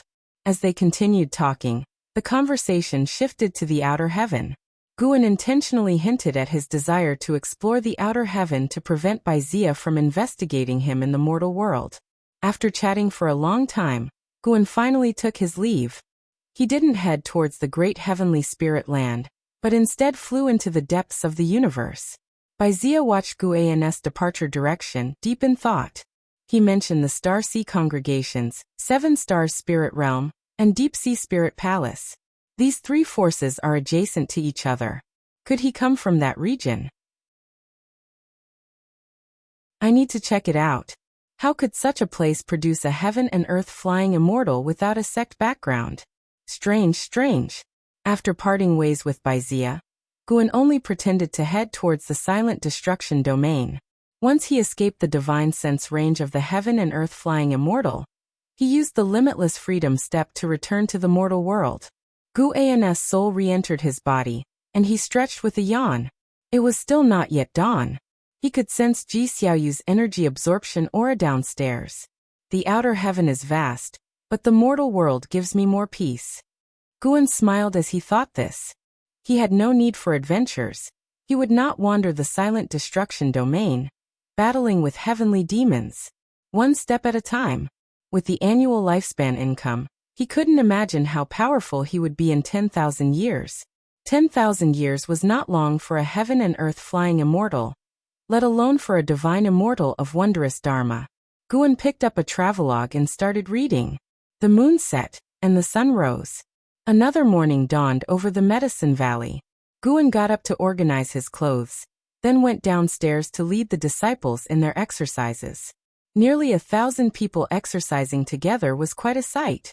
Ji Xiaoyu walked out of the house. She didn't join the exercises, merely watching the disciples practice. It had become her habit. After the exercises, Li Lingtian ran over excitedly and said, "Sister Yu, I recently learned a spell that's quite powerful. Do you want to see it?" Ji Xiaoyu didn't even look at him. Her eyes fixed on Gu, and Li Lingtian noticed her gaze and felt a pang of jealousy. He said softly, "Sister Yu, my senior brother Gu is quite the charmer. He has a junior sister, and the Daotian sect's holy daughter has feelings for him. Also Senior Lu, who left earlier, wants him as her Taoist friend as well." Ji Xiaoyu slightly frowned and glanced at him, asking, "Why are you telling me this?" Li Lingtian fake coughed and said, "I was afraid you didn't know." Ji Xiaoyu responded coldly, "Do you know why you're not as good as Yang Jian?" "Why?" "Because your mind is impure. As a cultivator, you're thinking about romantic affairs. It's ridiculous and unworthy. I do have feelings for him, but I haven't thought of becoming Taoist friends. My goal is to pursue the immortal path, and so is his. That's why, despite having many romantic interests, he has no Taoist friend." Ji Xiaoyu said calmly. After speaking, she walked past Li Lingtian towards Gu, and Li Lingtian stood there, his face awkward, but he wasn't angry. Instead, he reflected on Ji Xiaoyu's words. Indeed, he was still swayed by emotions. What kind of cultivator was he? Thinking closely, Yang Jian was practically a cultivation fanatic. Besides cultivation and chores, he did nothing else. Li Lingtian rubbed his chest, still sore from sparring with Yang Jian last night. Guan didn't pay attention to the conversation between Li Lingtian and Ji Xiaoyu. After chatting briefly with Ji Xiaoyu, he rode off on the blood prison Great Saint, accompanied by Yang Jian. Today was another day to harvest. And so it went. A month passed quickly. On this day, Guan arrived at Heavenly Phoenix Mountain Nianchu Cave. Tian Yaoer saw him and excitedly rushed forward, saying, "Master, there's activity in the Outer World Cave. Some immortal herbs have matured."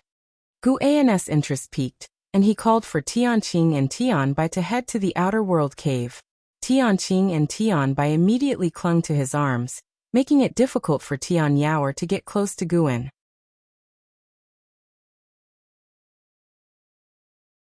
Chapter 276. G-Number Lifespan, Wandering Immortal's Arrival. After arriving at the Outer World Cave, Guan indeed saw a 7th-order medicinal grass maturing. However, he felt it could still be left to grow, as the roots at the bottom of the plant kept growing, generating more seeds in the surrounding soil. Guan watched for a while. He didn't pick it, looking forward to it producing more seeds for better sustainable development. Having already reached the 9th layer of the Mystic Law Spirit Immortal Realm, Guan no longer needed to rush to harvest thousands, or even tens of thousands of years of lifespan. His goal was 100 million years of lifespan. As long as the overall time taken was shorter, that was fine. If the high-rank medicinal herbs in the Outer World Cave reached maturity, he might be able to harvest tens of millions of years of lifespan in one go. Just thinking about it made him a little excited. I'm planning to expand this cave. Later, you can move in. If you get bored, you can also raise some demons, but they must know the rules and not damage my medicinal herbs." Guan looked at the boundless medicinal garden and smiled softly. Hearing his words, Tian Yaoer and the other 2 women were very excited, and began to imagine things together. Compared to raising demons, they were more eager to go out and explore. Guan promised them that once they reached the Mahayana realm, they could go out and play, which was also for their own good. Upon hearing about the Mahayana realm, the 3 women's faces all fell. How long would they have to cultivate to reach that level? The world outside is dangerous. If you get caught, being bullied would be the least of your worries. You might be skinned alive, have your flesh turned into elixirs, and your bones made into ornaments. Guan shook his head, scaring the 3 women in just a few sentences, making them not dare to think about going out anymore. Before meeting Guan, they had all faced hardships. Tian Yaoer had been kept in captivity by the Heaven Phoenix Demon Mother, while Tianqing and Tianbai were orphans who roamed everywhere after their parents died. During that time, their wounds had never healed. Tianqing sighed. It's better to focus on cultivation and not raise any more demons to avoid distractions. Tianbai hugged Guan's arm and nodded, swaying her body. Seeing this, Tian Yaoer quickly pushed her away and then took Guan's arm herself. There's a calamity brewing outside right now. Guan's heart fluttered. But his face remained serious as he began to talk about the calamity on the ocean. The three women were quickly intrigued and listened attentively. The sea-breaking rift, divine exotic realm, divine exotic resentful ghosts, and other details made them tremble with fear. Immortal and indestructible ghosts, they didn't know how to deal with them. Master, will this calamity affect you? Should you hide in the cave? If the forces on the sea can't handle it, it will eventually spread to the continent where we are. How could there be such terrifying ghosts in the world? The three women started chattering again. After staying in the outer world cave for an hour, Guan finally returned to the Supreme Sect. He went to the Third Medicine Valley, habitually going to watch Nine-Fingered Divine Lord play Go, but was stopped by Yu Yingying on the way. Why do you smell so fragrant? And it's not just one type. You didn't visit a brothel, did you? Yu Yingying looked at him, perplexed. Guan's mouth twitched. He said irritably, nonsense. Can't you talk more decently? Fine, did you go to the Pleasant Fragrance Pavilion? That would be cleaner than you. Yu Yingying wasn't angry at his retort and instead smiled. Indeed, no man is any good. Guan couldn't be bothered with her and walked past her. Wait, the Starseed congregations are giving the Supreme Sect 1,000 cultivation spots for 5 years. If you want to go, I can help you get one.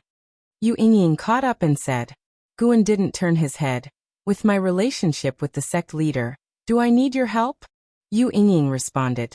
The Supreme Sect will surely choose the 1,000 most talented disciples. Even if you go, considering your cultivation level, you'll only feel pressured.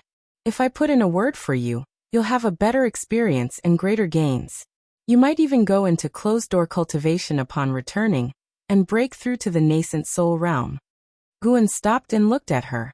This girl only had a foundation establishment cultivation level, but her tone was so grand, indicating her high status within the Starseed congregations. Guan suddenly became interested, and began probing the mysterious power of cause and effect within Yu Yingying's body. He had long noticed that Yu Yingying's cultivation level was suppressed by this mysterious power of cause and effect, but he didn't want to cause trouble before, so he had been too lazy to investigate. Now with his higher cultivation level he could take a look. Because of this power of cause and effect, Guan couldn't directly deduce her fate. Suddenly, Guan saw a grotesque face bursting out from Yu Yingying's body, lunging at him, then dissipating into smoke. This was just an illusion, without any real destructive power. Seeing through this illusion, Guan felt puzzled. What's wrong? Why aren't you saying anything? Are you thinking about how to thank me? It's simple. Just write another journey to the west, focusing on the story after Sun Wukong becomes the victorious fighting Buddha. Stop wandering around aimlessly without any proper work, Yu Yingying said with her hands on her hips. Guan laughed. No way this stops here. Some stories don't need to be written to the end. Leaving space for imagination makes them continually intriguing. Yu Yingying gave him a glare and asked, Are you going or not? I'm not going. Thanks for your goodwill, but I'd rather spend my life peacefully in the Medicine Valley. If I go and your Starseed holy daughter falls for me, what then? Pa shameless. Our Starseed congregations don't have any holy daughter. Being entangled by a female genius is also quite stressful, just like now. Yu Yingying started to make a move, and Guan quickly jumped away and slipped away. This guy really didn't know what was good for him. Guan was afraid he might kill her with a single shock. Life continued quietly. After going to outer heaven once, Guan didn't go back. Having roughly understood the great heavenly spirit land, he felt no need to go again. The first snow of winter quietly arrived, and the Third Medicine Valley gradually turned white. Guan went downstairs and stood in front of the pavilion, raising his right hand to touch the falling snow. Feeling the slight chill in his palm, Guan's mood became joyful. His gaze turned to the entrance of the valley, where a vague figure was walking through the white, snowy landscape. A wandering immortal, and at the 9th layer. It was because of this person's arrival that Guan had come downstairs. Why would a wandering immortal arrive for no apparent reason? Guan watched quietly as that person entered the valley. The person was a handsome monk draped in a cassock, holding prayer beads, advancing with his eyes closed. The falling snow formed a white cape on his shoulders.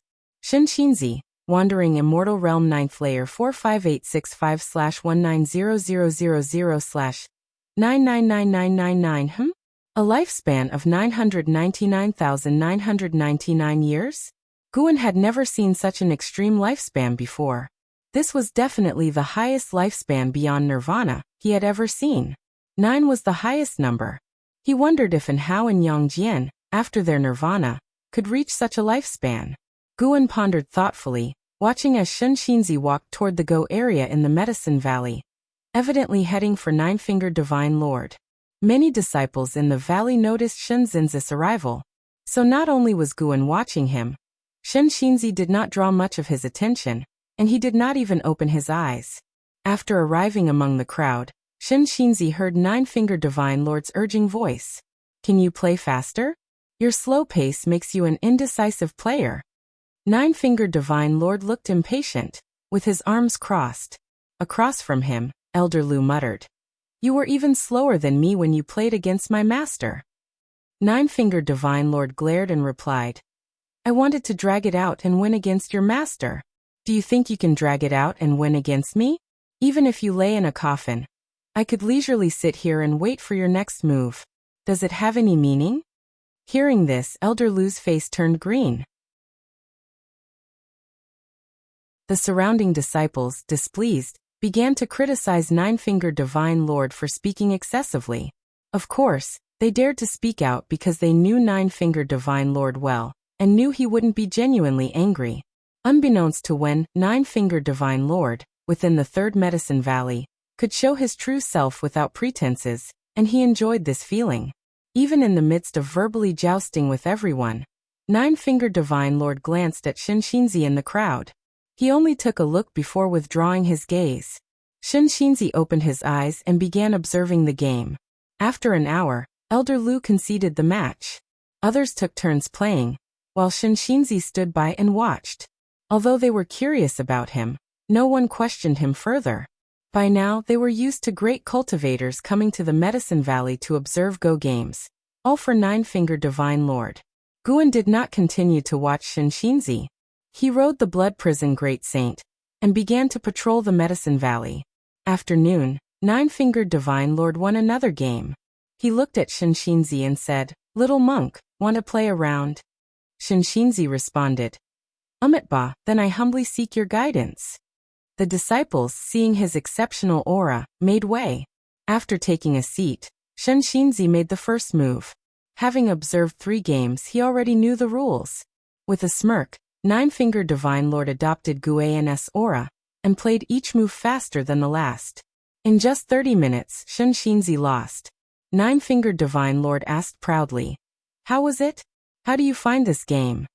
Shinxinzi pondered. It truly contains profound principles. The small board encompasses myriad phenomena. Black and white swallowing each other resembles the competition of all things in heaven and earth, ever-changing. It can turn despair into hope and hide traps to kill. Very intriguing. Nine-Fingered Divine Lord stood up. Let's go somewhere else to chat. We shouldn't disturb the others playing Go. Shinxinzi nodded and stood up. The disciples sighed in relief. With Nine-Fingered Divine Lord gone, they could enjoy the fun of Go without his constant guidance.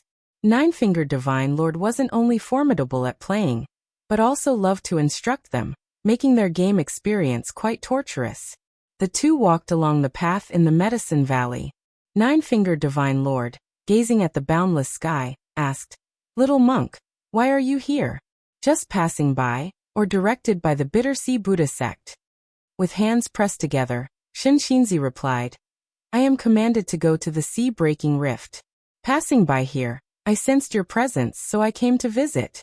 I didn't expect to find other disciples of my sect in this supreme sect. Observing the chief fortune of this sect, perhaps you intend to support it? Nine-Fingered Divine Lord laughed. Supporting them? You haven't heard of Sword Venerable Fudao?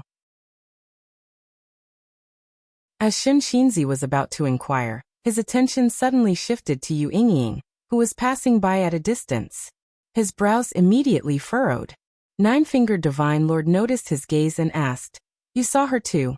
What will you do about it? His tone was intriguing, as if eager for a spectacle. Taking a deep breath, Shinshinzi replied, "A demon should naturally be eradicated."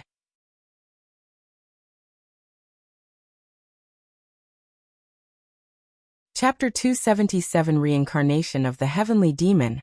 Shenzhen's terror as Shinshinzi finished speaking, his eyes sharpened, and he actually stepped towards Yu Yingying. The nine-fingered Divine Lord quickly grabbed him, scolding, "Do you really dare to act recklessly? This girl is from the Star Sea congregations, and besides, this place belongs to Sword Venerable Fudao. You better not cause trouble." Shinshinzi sternly said, "Exorcising demons is the duty of us disciples of the Buddhism sect. How can we neglect it out of fear of the strong?" He immediately shook off the nine-fingered Divine Lord's hand, trying to break free. The nine-fingered Divine Lord said in a deep voice, "There are countless demons in the world. This demon has not yet done any evil. How can you act directly? Don't forget your mission. There are greater calamities that require your intervention." He felt a headache coming on. How could this lad be even more stubborn than 10,000 years ago? Although he knew that Yu Yingying had no relation to Sword Venerable Fudao, causing trouble here would inevitably break the peace of Medicine Valley. Something he did not wish to see happen. Shinshinzi frowned, his gaze fixed on Yu Yingying. Yu Yingying seemed to sense something, and turned her head to look at Shinshinzi. Their gazes pierced through the endless white snow, colliding in midair. For some reason, upon seeing him, Yu Yingying inexplicably felt uncomfortable and a bit scared. She instinctively avoided Shenzhen's gaze and ran away. After walking some distance, her panic did not subside, and she looked back instinctively, only to find Shinshinzi still staring at her, scaring her into quickening her pace. She hurriedly walked away, in a daze, until she bumped into someone, waking her up. She took a closer look and found that she had bumped into Guan amidst the falling snow. Guan stood in his blue robe, drifting with the wind. He held a mirror in his hand, like a folding fan. The hair crown on his head reflected the light, and along with the gold pattern on his forehead, it made Yu Yingying stare in awe. For the first time, Yu Yingying felt that Guan had such an air of elegance. If there were truly immortals in this world, they would probably look like this. "What's wrong with you?" Guan asked. Of course, he knew what was going on, but he had to pretend to be oblivious. Yu Yingying snapped out of her daze and for some reason, felt calmer in front of Guan. "Just now, a monk kept staring at me," Yu Yingying said aggrievedly. Guan laughed. "Aren't you the one who's fearless? How can you be afraid of a mere monk?" Yu Yingying glared. "I don't know why, I just felt uneasy under his gaze." "Uneasy? Did you do something guilty, stealing his cassock?" "Pa, do you take me for a black bear spirit?" With Guan's teasing, Yu Yingying completely relaxed. Guan walked towards his pavilion, followed closely by the blood prison great saint, who threw a disdainful glance at Yu Yingying. Yu Yingying instantly became furious and started cursing the blood prison great saint. The man and the ox began to argue, while Guan, used to it, couldn't be bothered to intervene. In the following days, Shinshinzi stayed at the Supreme Sect, investigating the disciples' impressions of Sword Venerable Fudao.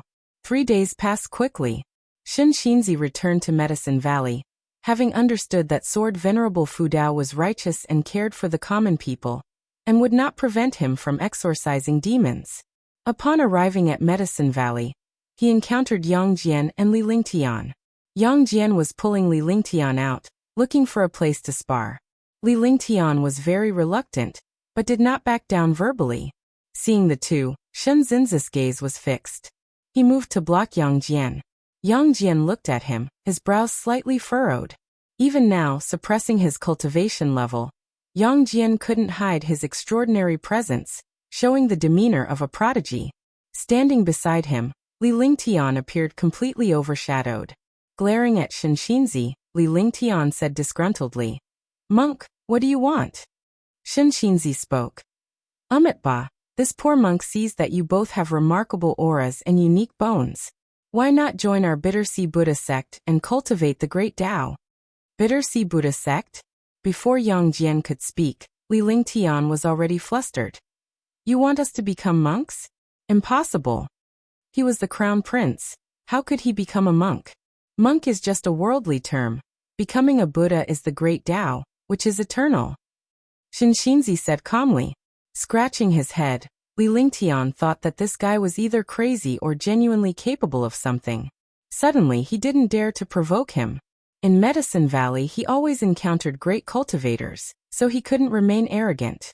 Yang Jian said softly, "Thank you for your kind offer, but I already have a master, and I don't wish to take another. Farewell." He bypassed Shinxinzi and walked out of the valley. Li Lingtian quickly followed. Shinxinzi watched their departing figures, contemplating something. Meanwhile, in the distance beneath a pavilion, Guan and Ji Xiaoyu stood side by side, appreciating the snowy scenery. Ji Xiaoyu noticed Shinxinzi and said, "That monk seems unusual. I wonder if he will cause trouble for Yang Jian."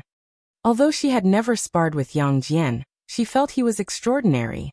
Curious about how Guan had made Yang Jian so loyal, she learned that Yang Jian had been nurtured by Guan's elixir, gradually unlocking his talent, which made her admire Guan even more.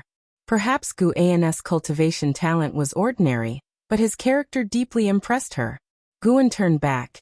He is a high monk. How could he trouble Jianer? If anything, he would bring blessings, wouldn't he? Ji Xiaoyu glanced at him. Seeing the genuine smile on his face, she believed his words. They continued chatting casually. Eventually, Shinxinzi still found Yu Yingying. At first, she was very afraid of him, but he only asked her about some matters, which gradually made her lower her guard. Although Guan's gaze wasn't fixed on Shinxinzi, his attention was always on him. If Yu Yingying were outside and got caught by Shinxinzi, he wouldn't intervene, but not in Medicine Valley. Guan thought Shinxinzi wouldn't harm Yu Yingying, but he was wrong. Late at night, Yu Yingying was meditating and cultivating in her room. The candlelight reflected her shadow on the wall, swaying slightly.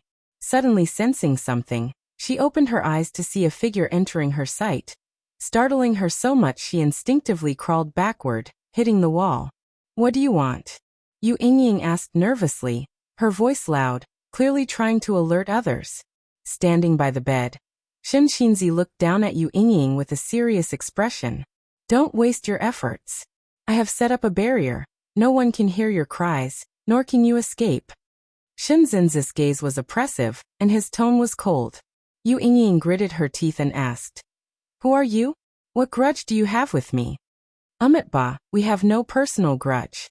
This poor monk can let you die knowing the reason. You are the reincarnation of a heavenly demon. Once your cultivation reaches the primordial spirit stage, you will regain memories of your past life and bring calamity to the world." Shinxinzi replied. Upon hearing this, Yu Yingying's expression changed dramatically, but instead of arguing, she sat dazedly on the bed looking desolate. "I see," she murmured, a bitter smile appearing on her face. She closed her eyes, preparing to accept her fate. Shinxinzi closed his eyes and raised his right hand, ready to end Yu Yingying's life. Thud. Suddenly, a hand pressed on Shinxinzi's shoulder, causing his eyes to snap open, his Buddha heart trembling. This indescribable feeling made him inexplicably fearful.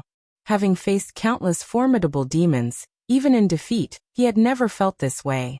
He was shocked to find himself unable to move, his mana suppressed and inactive. He immediately thought of someone. Sword Venerable Fu Dao.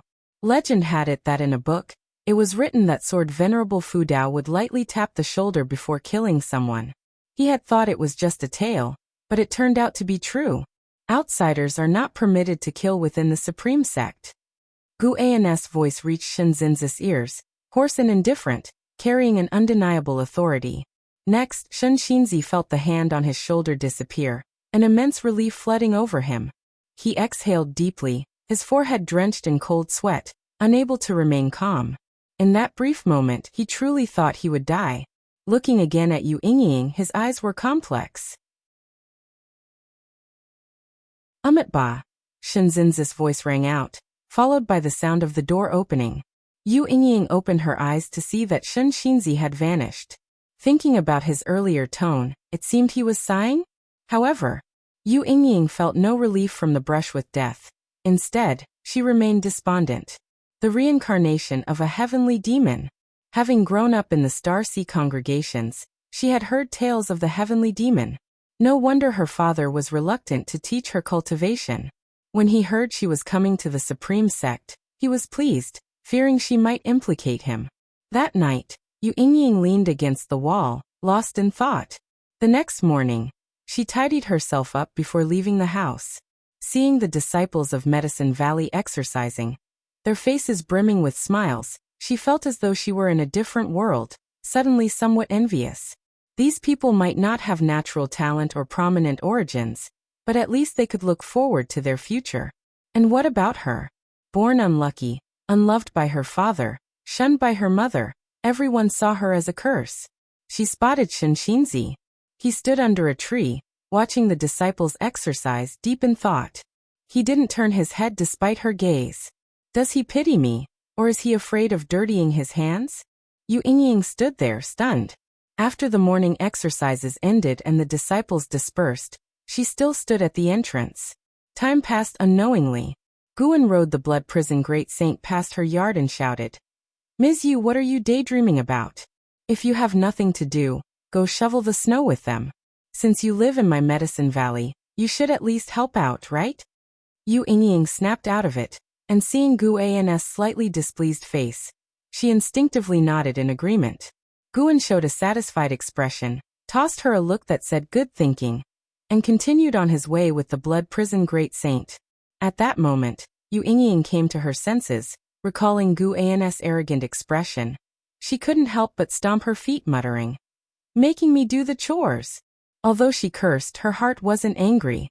She suddenly thought, there's no place for her in the world, but this Medicine Valley accepted her. She's not that miserable after all. The worst-case scenario, she would never cultivate, live a few hundred years like Guan, and then die. As for where she'd go in the next life, she didn't care anymore. In the next life, she wouldn't be her.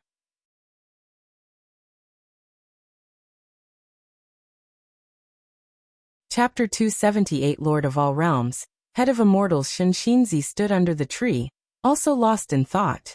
Unlike Yu Yingying, who had already come to terms with things, he was still puzzled. He was shocked by Sword Venerable Fudao's power, and doubted his own thoughts. Based on his investigation these past few days, Sword Venerable Fudao absolutely was a great power who cared for the common people, capable of correcting a sect's behavior, and reaching out to save the world. With Sword Venerable Fudao's cultivation level, he surely could see through Yu Yingying's karmic ties. Did he really not want anyone causing slaughter in the Supreme Sect, or did he think Yu Yingying shouldn't be killed? Shun Zinz's mind was in turmoil until Nine-Fingered Divine Lord came to Medicine Valley to play Go. And only then was he awakened by him. "Why are you in such a state? Did you encounter Sword Venerable Fudao?" Nine-Fingered Divine Lord asked with a smile, standing before Shenxinzi. Shenxinzi closed his eyes and uttered a "ba." The smile faded from Nine-Fingered Divine Lord's face. He frowned, his expression serious, and said in a deep voice, "You really dared to act? Are you courting death? I've heard that Divine Strange Ghost King Heaven Unpredictable was directly crushed by Sword Venerable Fudao, and it is said that Heaven Unpredictable had already reached the pinnacle of the heaven and earth flying immortal realm." Shenxinzi still kept his eyes closed, seemingly indifferent. Nine-Fingered Divine Lord noticed his left hand trembling within his sleeve. This kid wasn't scared half to death, was he? Nine-Fingered Divine Lord thought to himself, and suddenly found it amusing. It was rare to see him this frightened. "Come, let's play Go. There is wisdom in black and white that can help you understand." Nine-Fingered Divine Lord pulled Shenxinzi along, chattering as they walked. "I have to say, Guan does have a certain divine nature. To create such a profound game of Go, either he has an extraordinary master behind him, or he was guided in his dreams by an immortal." Shenxinzi, in a daze, did not really listen. However, in the following days, through playing Go, the anxiety and confusion in his mind began to dissipate, and he also came to understand Nine-Fingered Divine Lord's words. This game of Go was indeed extraordinary. The cold winter finally passed, and the spring festival of the Supreme Sect came around once more. It was worth mentioning that, through the promotion of Li Xiandao, people across the world had begun to celebrate the spring festival. In the Third Medicine Valley, Li Lingtian stood beside Yang Jian, his hands on his hips, as he looked at Shinxinzi under the distant tree, frowning. Why hasn't that monk left yet? Is he planning to stay here? Yang Jian was making lanterns beside him and replied nonchalantly. He can stay if he wants, it's none of your business. My master hasn't chased you away either. Li Lingtian glared and said, I'm different. I am your master's junior brother, and your master has the best relationship with my brother, the emperor. Yang Jian suddenly looked at him and asked, By the way, have you heard from your emperor brother? He is cultivating among the Star Sea congregations and should be acquainted with An Hao, right? No contact yet, but he does have a good relationship with An Hao. Both are already legendary geniuses in the Supreme Sect. Speaking of which, I haven't seen them in person. Perhaps my emperor brother doesn't even know of my existence. Li Lingtian replied. When he mentioned Liya, a trace of envy entered his tone. You could follow in your emperor brother's footsteps. I've heard that the Taitsong dynasty and the Star Sea congregations have also established a friendly cooperation. Your father, the emperor, must have some way. Forget it, it's better to cultivate with you. To be honest, I think you are the strongest genius in the world. My emperor brother, and An Hao are nothing compared to you. Li Lingtian looked at Yang Jian seriously and said, expressing his genuine thoughts. In this lifetime, he admired Yang Jian the most. Not only was his talent unparalleled, but he also had the patience to cultivate diligently, avoiding the pursuit of empty fame. There's no way I'm the strongest, and I also have a goal to pursue. Yang Jian shook his head and laughed. A goal to pursue? Li Lingtian was immediately intrigued and began to ask, but unfortunately, Yang Jian would not say. Elsewhere, Guan approached Shinxinzi. At this moment, Shinxinzi was sitting on the ground, engrossed in journey to the west. Daoist friend, the festival is approaching. Would you like to join us? Guan asked with a smile. Shinxinzi came to his senses, quickly got up and saluted Guan saying, Ba, thank you for the invitation. As a humble monk, I dare not refuse. What can I do to help? Guan waved his hand with a smile. You are a guest, there's no need for you to do anything. Of course, if you are in the mood and have time to guide the disciples in the valley, I would be grateful. Shinxinzi couldn't help but ask out of curiosity. Benefactor, what do you wish to learn? Not for me, but for the disciples in the valley. Doesn't the benefactor seek the Mahayana Buddhist teachings and the immortal destiny? Me? Forget it. My current life is pretty good. I don't want to go out fighting and killing. I have a senior brother named Liya, who holds an immortal path supreme treasure. He's incredibly powerful, but unfortunately, only I know the hardships he faces behind the glory. I'm timid by nature and dare not kill people, so it's best for me to stay in Medicine Valley. Guan laughed freely, causing Shinxinzi to look at him with admiration. They chatted for a while before Guan took his leave. Shinxinzi watched his departing figure, filled with deep emotions. This Medicine Valley, though small, was truly fascinating. There were great cultivators who had achieved unparalleled heights, extraordinarily talented juniors, ill-fated disaster stars, and a valley master who had seen through life. If he were to cultivate Buddhist teachings here, it might bring him greater enlightenment. However, unfortunately, he still had to head to the sea-breaking rift. If he could survive and return, he could cultivate here for hundreds of years. Shinxinzi silently thought, no longer caring about eliminating Yu Yingying. With a great power like Sword Venerable Fudao watching over her, she shouldn't cause any trouble. In the palace, An Hao stood up and saluted his master, Sage Fuchen. Sage Fuchen looked at An Hao with a sigh. Haoer, I didn't expect you to have such a formidable master. As your teacher, I am basking in your glory.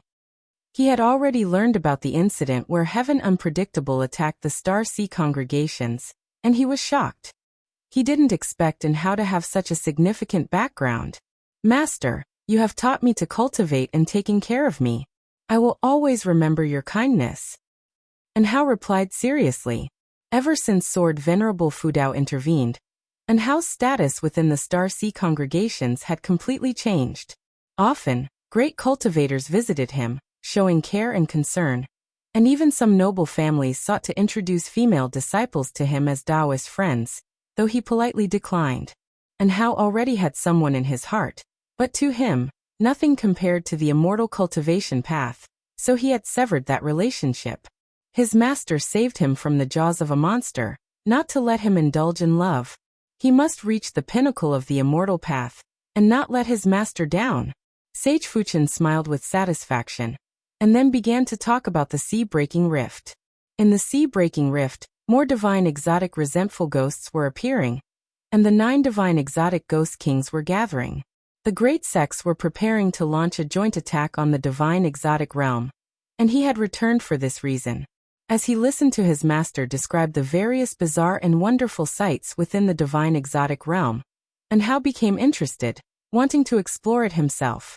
However, he ultimately suppressed the urge, knowing that time was precious and he had to devote all his time to cultivation to become capable as soon as possible. If this great battle goes smoothly, the world-destroying sea tide will not erupt, which is an immense achievement. Sage Fuchen said with burning eyes. Achievement? But what use was that? Sage Fuchen began to introduce the Holy Court, which broadened in Hao's horizons, as he learned there was a ruling power in the mortal world. The land of 10,000 immortals, it sounded imposing.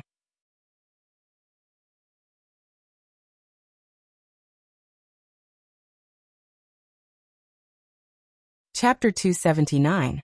The remarkable Pan. And looking at the sea dragon, Guan felt that its aura was somewhat familiar, so he paid closer attention.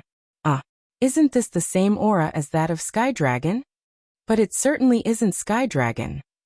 Sky Dragon is currently serving as the holy beast of ancient Sky Sect, and according to Guan's divine sense, that fellow is still snoozing.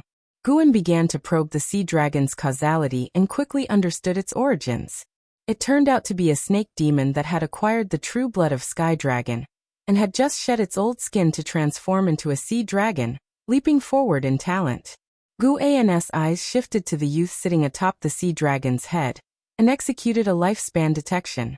Sujin Foundation Establishment Realm, 9 layers 32/350/3080. A lifespan limited to 3,080 years, in the past, would surely be considered a rare talent, but in the present world, it could only be said to be talented, though not top tier. Sujin, dressed in white robes, splendid and regal, donning an intricate hair crown, looked vibrant and energetic, appearing to be only 16 or 17 years old. The sea dragon beneath his feet, Tenjiang Long, stirred up a strong wind as it flew low, lifting tiles off buildings, palaces, and even lanterns and sunshades off the streets, causing much chaos wherever it passed. Ji Xiaoyu frowned as she watched, raising her cup, preparing to take action. Guan held her hand, smiling. Don't be hasty. Ji Xiaoyu turned to him and said, This is a city of mortals, though there are some cultivators, they are few and far between. How could they stop that? Before she could finish, the sound of a sword being drawn echoed throughout the city. Immediately after, the sea dragon let out a piercing scream as blood gushed from its spine, plummeting towards the street. The commoners on the street scurried away in panic, while Su Jin, atop the sea dragon's head, was flustered. He quickly leaped off, landing on a nearby rooftop. He had just landed when a sword was placed against his neck, causing his pupils to dilate in terror, and beads of cold sweat to stream down his face. Who are you? What do you want? Su Jin asked tremulously, followed by a voice behind him. So brazen and reckless. Are you trying to disregard Taikang's laws? Inside the inn, Guan withdrew his gaze and looked at Ji Xiaoyu smiling. See? The one who had taken action was a nascent soul realm cultivator, who practiced the art of concealing their aura, which is why Ji Xiaoyu had not noticed. Ji Xiaoyu took a deep look at the sword cultivator, and then turned to Guan. Today's emperor truly acts decisively. I thought his laws aimed at cultivators were just for show, but I was wrong. They are indeed enforced. That sword cultivator's aura is not simple. The moment he drew his sword, the sword intent was strong. Guan said, Nowadays, the Taitsong dynasty could be described as a place where dragons hide and tigers lie dormant. Anywhere you could find a great cultivator. But we both have core formation realm cultivation. Why could you sense his presence and I could not? How could you ask that? Shall I tell you that you are not as good as me? Please, I am at least 156 years older than you. I heard you used to be a golden list genius but always said your talents were lacking. It seems now that you might have been playing the fool.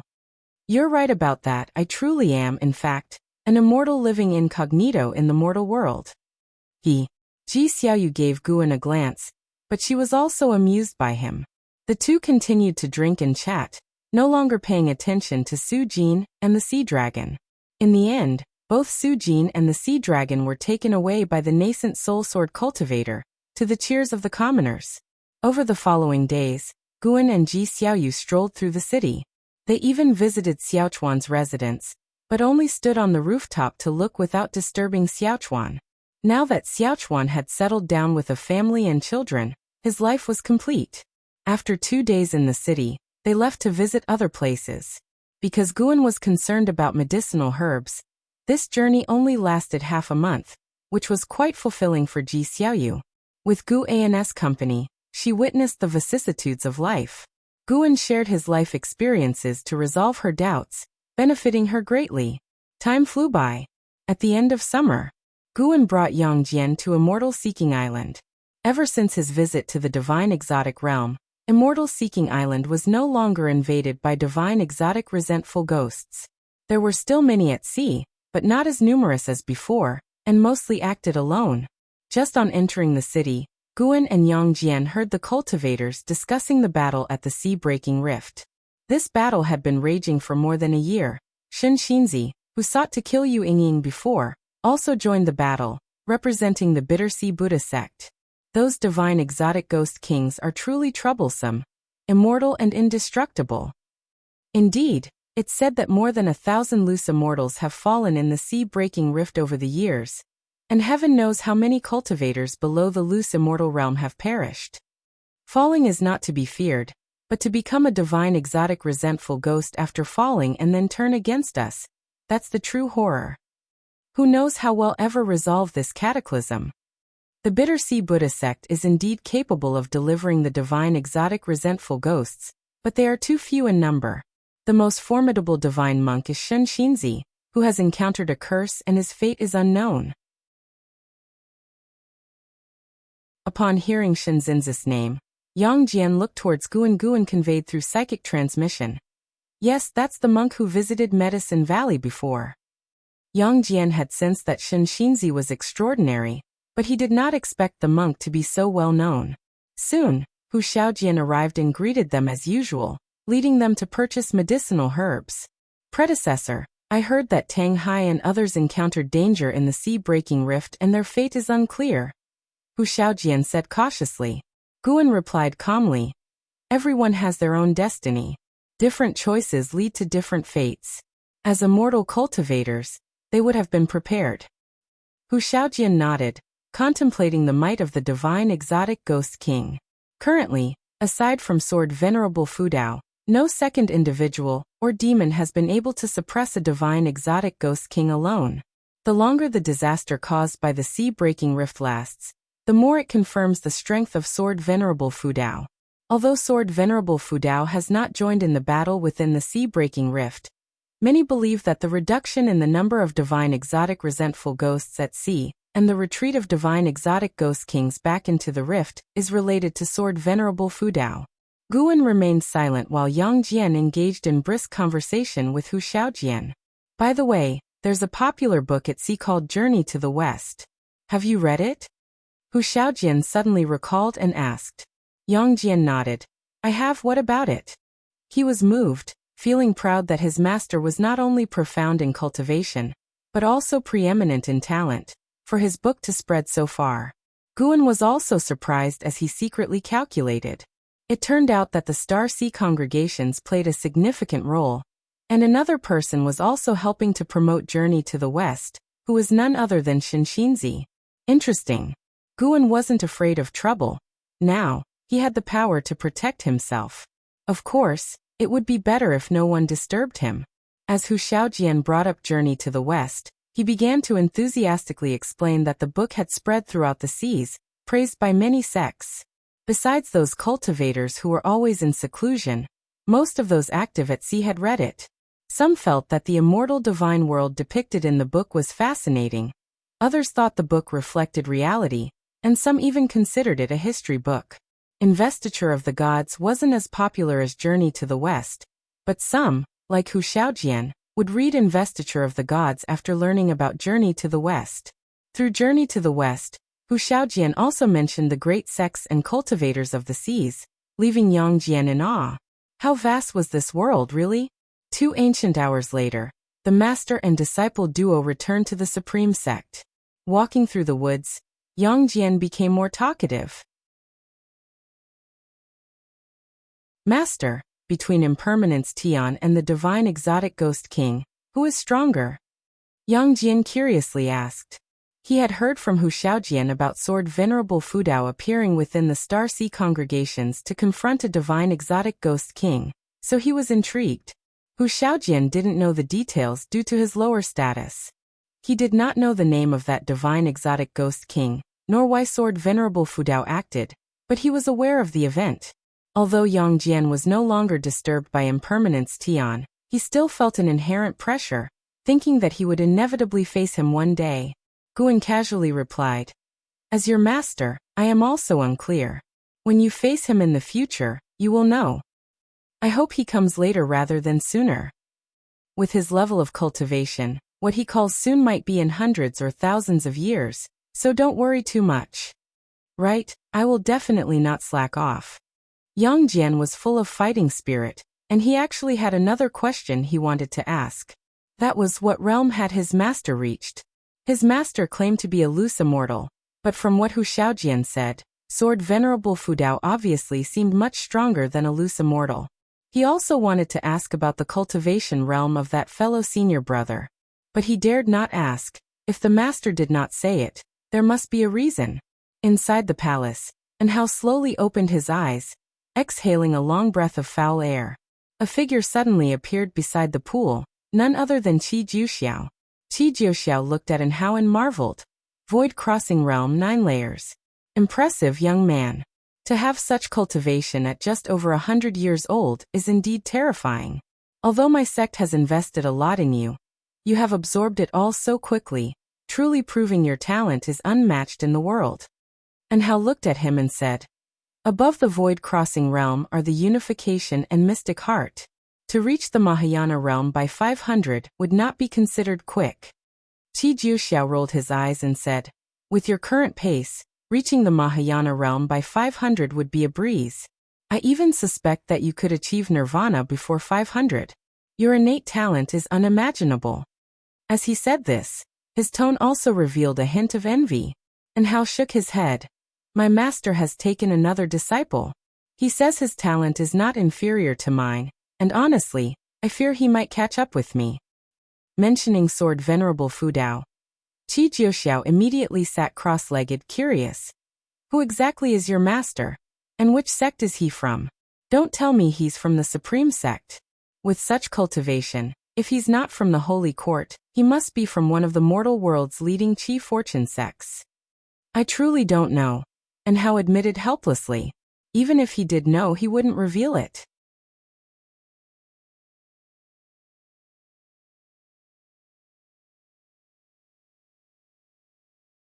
Chapter 280 Destiny. After returning to the Third Medicine Valley with Yang Jian, Guan did not immediately go upstairs but instead found an Xian to inquire after her health with particular concern for her cultivation practice.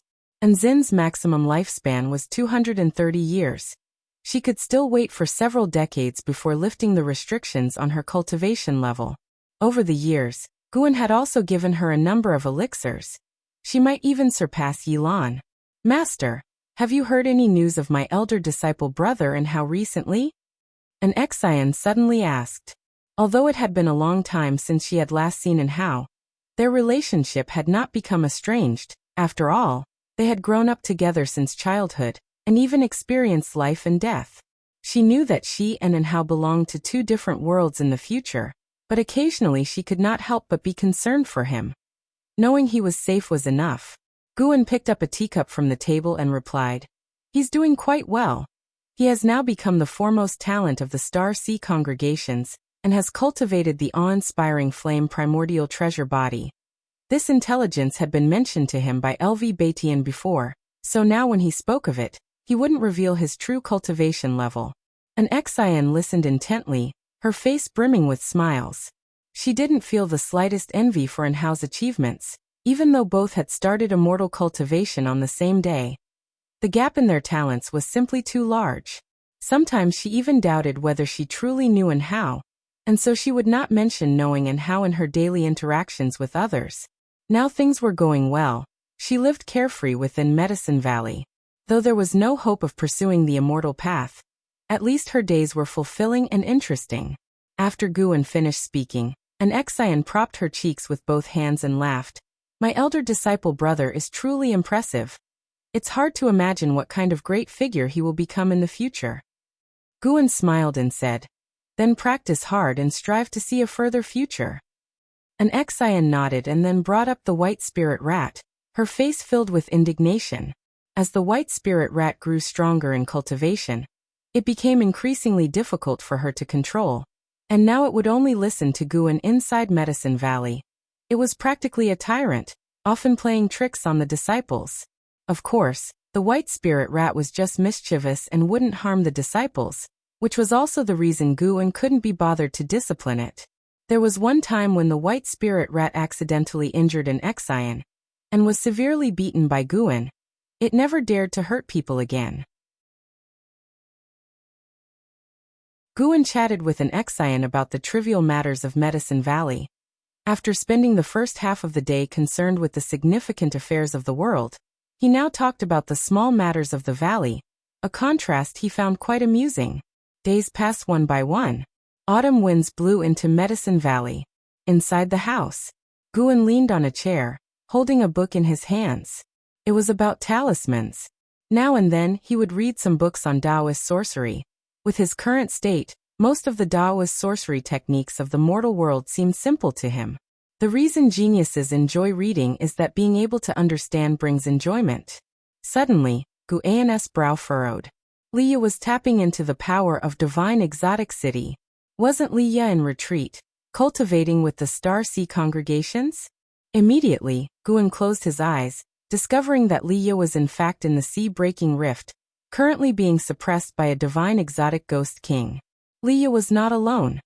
Surrounding him were many cultivators from diverse sections. Even if Liya possessed the power of divine exotic city, he could not possibly defeat the divine exotic ghost king. The power of an immortal path supreme treasure was indeed formidable, but correlated with the cultivation level of the user. The stronger the realm, the more prominently the supreme treasure's power would display. Guan had no intention of intervening. As long as Liya did not die, it was normal for him to suffer a bit.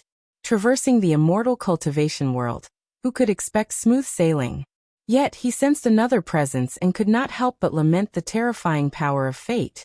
In the divine exotic realm, within a realm of minor heaven and earth, beneath a crimson sky, dust flew across the land like dragons and phoenixes contorting while innumerable divine exotic resentful ghosts swirled like moths, densely packed, enough to make one's scalp tingle.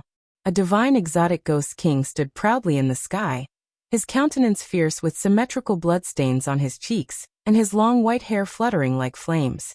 With 6 arms brandishing different weapons, he stood atop a 1,000-meter-high ghost beast, suspended in midair.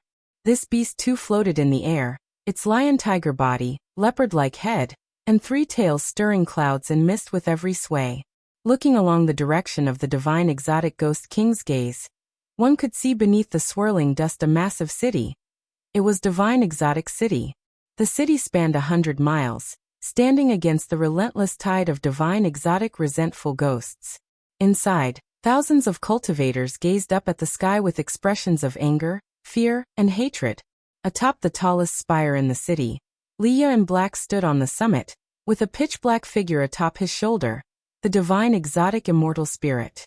Liya had furrowed brows, his expression stern. Divine exotic city has actually fallen into the hands of a minor immortal cultivation of the divinity transformation realm. Boy, aren't you feeling overwhelmed? Strong as divine exotic city is, How can your frail body exert its divine power? The divine exotic ghost king sneered. His name was Zhen Lu Dao, and with his cultivation of the 9 layers of the heaven and earth flying immortal realm, he viewed Liya as no different from an ant. Hearing his words, Liya remained silent. Arguing was meaningless. How to survive this calamity was his concern. His hands hidden within his sleeves clenched tightly, and he began to bleed from his nose. Several cultivators in the city noticed this scene, as did Shenxinzi, who was meditating on a street. His brows furrowed at the sight. Shenxinzi looked off into the distance at Zhen Lu Dao, struggle flickering in his eyes. After taunting for a while, and receiving no response from Liya, Zhen Lu Dao became annoyed. Lifting an arm, in his hand he held a black mirror which swirled with dark mist. A figure leapt from the mirror, quickly growing to nearly Zhen Lu Dao's size. It was a white-haired man. Liya's pupils dilated at the sight, his face shifting with various emotions, ultimately contorting in rage, eyes filled with fury. You dare to turn him into? Liya said through gritted teeth. His aura erupted suddenly, with wisps of blood seeping from his pores. Divine exotic immortal spirit, mobilize the mightiest power of divine exotic city. I will kill him. Liya roared inwardly, unable to contain his rage. The white-haired man was none other than Zhang Buku. At this moment, Zhang Buku had transformed into a divine exotic resentful ghost. His clothes tattered, his expression cold. He looked down upon Liya, without the slightest emotional fluctuation in his eyes. As Zhen Lu Dao watched Liya rage, he burst into laughter, saying, I merely caught a snippet of karma from you all. I hadn't realized he meant so much to you. How about it, care to keep him company? This is the chance of immortality. Liya didn't answer. Instead, he turned to look at the divine exotic immortal spirit on his shoulder and shouted, Didn't you hear me? I want you to kill him. The divine exotic immortal spirit shuddered with fright, and hastily invoked even stronger power. A thunderous rumbling, divine exotic city trembled. The protective light that enveloped the entire city burst forth with countless rainbows of light, all aimed at Zhen Lu Dao. The 3-tailed ghost beast let out a ferocious roar. The very firmament shook, and it forcibly blocked the power from divine exotic city. Liya spat out a mouthful of blood, his eyes bleeding. He clenched his teeth and said, Continue. The divine exotic immortal spirit hesitated for a moment, and then gestured. The power of those light rainbows surged, overbearing the howls of the 3-tailed ghost beast, drawing ever closer to it. Zhen Lu Dao was taken aback and became interested. Liya bled from his 7 orifices, his spine began to bend, but his gaze remained fixated above, wishing he could tear Zhen Lu Dao to pieces. Amitofo. Laymanly, there's no need for further effort. Striving in vain is useless. The voice of Shenxinzi suddenly rang through the heavens, serious in tone. A golden light rose from within the city, piercing through the protective light, and going straight through the neck of the 3-tailed ghost beast, which despite struggling instinctively, could not dissipate the golden light. Shenxinzi looked at Zhen Lu Dao, his eyes flickering with interest. The golden light unveiled a long golden staircase with Shenxinzi ascending from the bottom. His body radiated with Buddhist light, and the prayer beads in his hand were aflame. Liya couldn't help but look at him, surprised. Laymanly, you are still young. Let this humble monk be the one to sacrifice.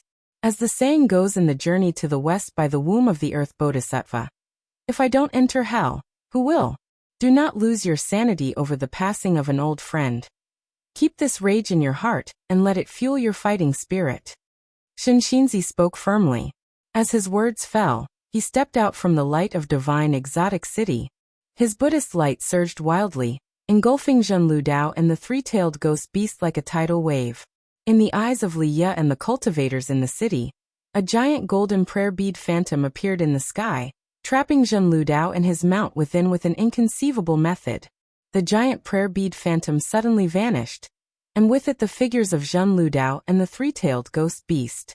Around the world, the divine exotic resentful ghosts came to a halt, and after a moment of silence, they quickly dispersed, like fish scattering invisibly into the void. Liya then knelt on the summit, slowly bowing his head, murmuring, Zhang no. Before he could finish, he collapsed. The world grew dim. By the seashore, Zhen Ludao dragged Shenzin's head, pulling his body across the sand. He journeyed to the divine exotic life tablet and tossed Shenxinzi to the ground. He complained, "Realm Master, why won't you let me eat him? Just because he's from the Bitter Sea Buddha sect? Do you really need to be so cautious?" The voice of the Master of Divine Exotic Realm came out from the Divine Exotic Life tablet. "He has significant karma. You must not kill him. Also, you may not kill anyone with close karma to Zhangbuku." Zhen Ludao's demeanor changed, a sudden flare of anger emerging as he glared. "Why? The being called Destroyer of Heavens has personally requested that I protect Zhangbuku." Hearing this, Zhen Ludao paused, then sank into silence. Taking a deep breath, he said no more and turned to leave. Once he disappeared, the Master of Divine Exotic Realm emerged from the life tablet, approached Shenxinzi, and looked down murmuring, "A reincarnation of a heavenly demon. What exactly is the Bitter Sea Buddha sect scheming?" He lifted his right hand and began healing Shenxinzi with his own divine power. Meanwhile, back in Medicine Valley, Guan withdrew his attention. The Master of Divine Exotic Realm was sensible. If he dared to cause trouble, risk or not, Guan would have had to intervene. But the thought of Zhangbuku becoming a divine exotic resentful ghost made Guan sigh. He couldn't constantly watch over Zhangbuku. The last time he detected Zhangbuku in the divine exotic realm, Zhangbuku had already transformed into a resentful ghost, fortunately retaining a sliver of will. If the Master of Divine Exotic Realm were to be obliterated, then all the divine exotic resentful ghosts would vanish as well. That meant Zhangbuku was now tied to the fate of the Realm Master.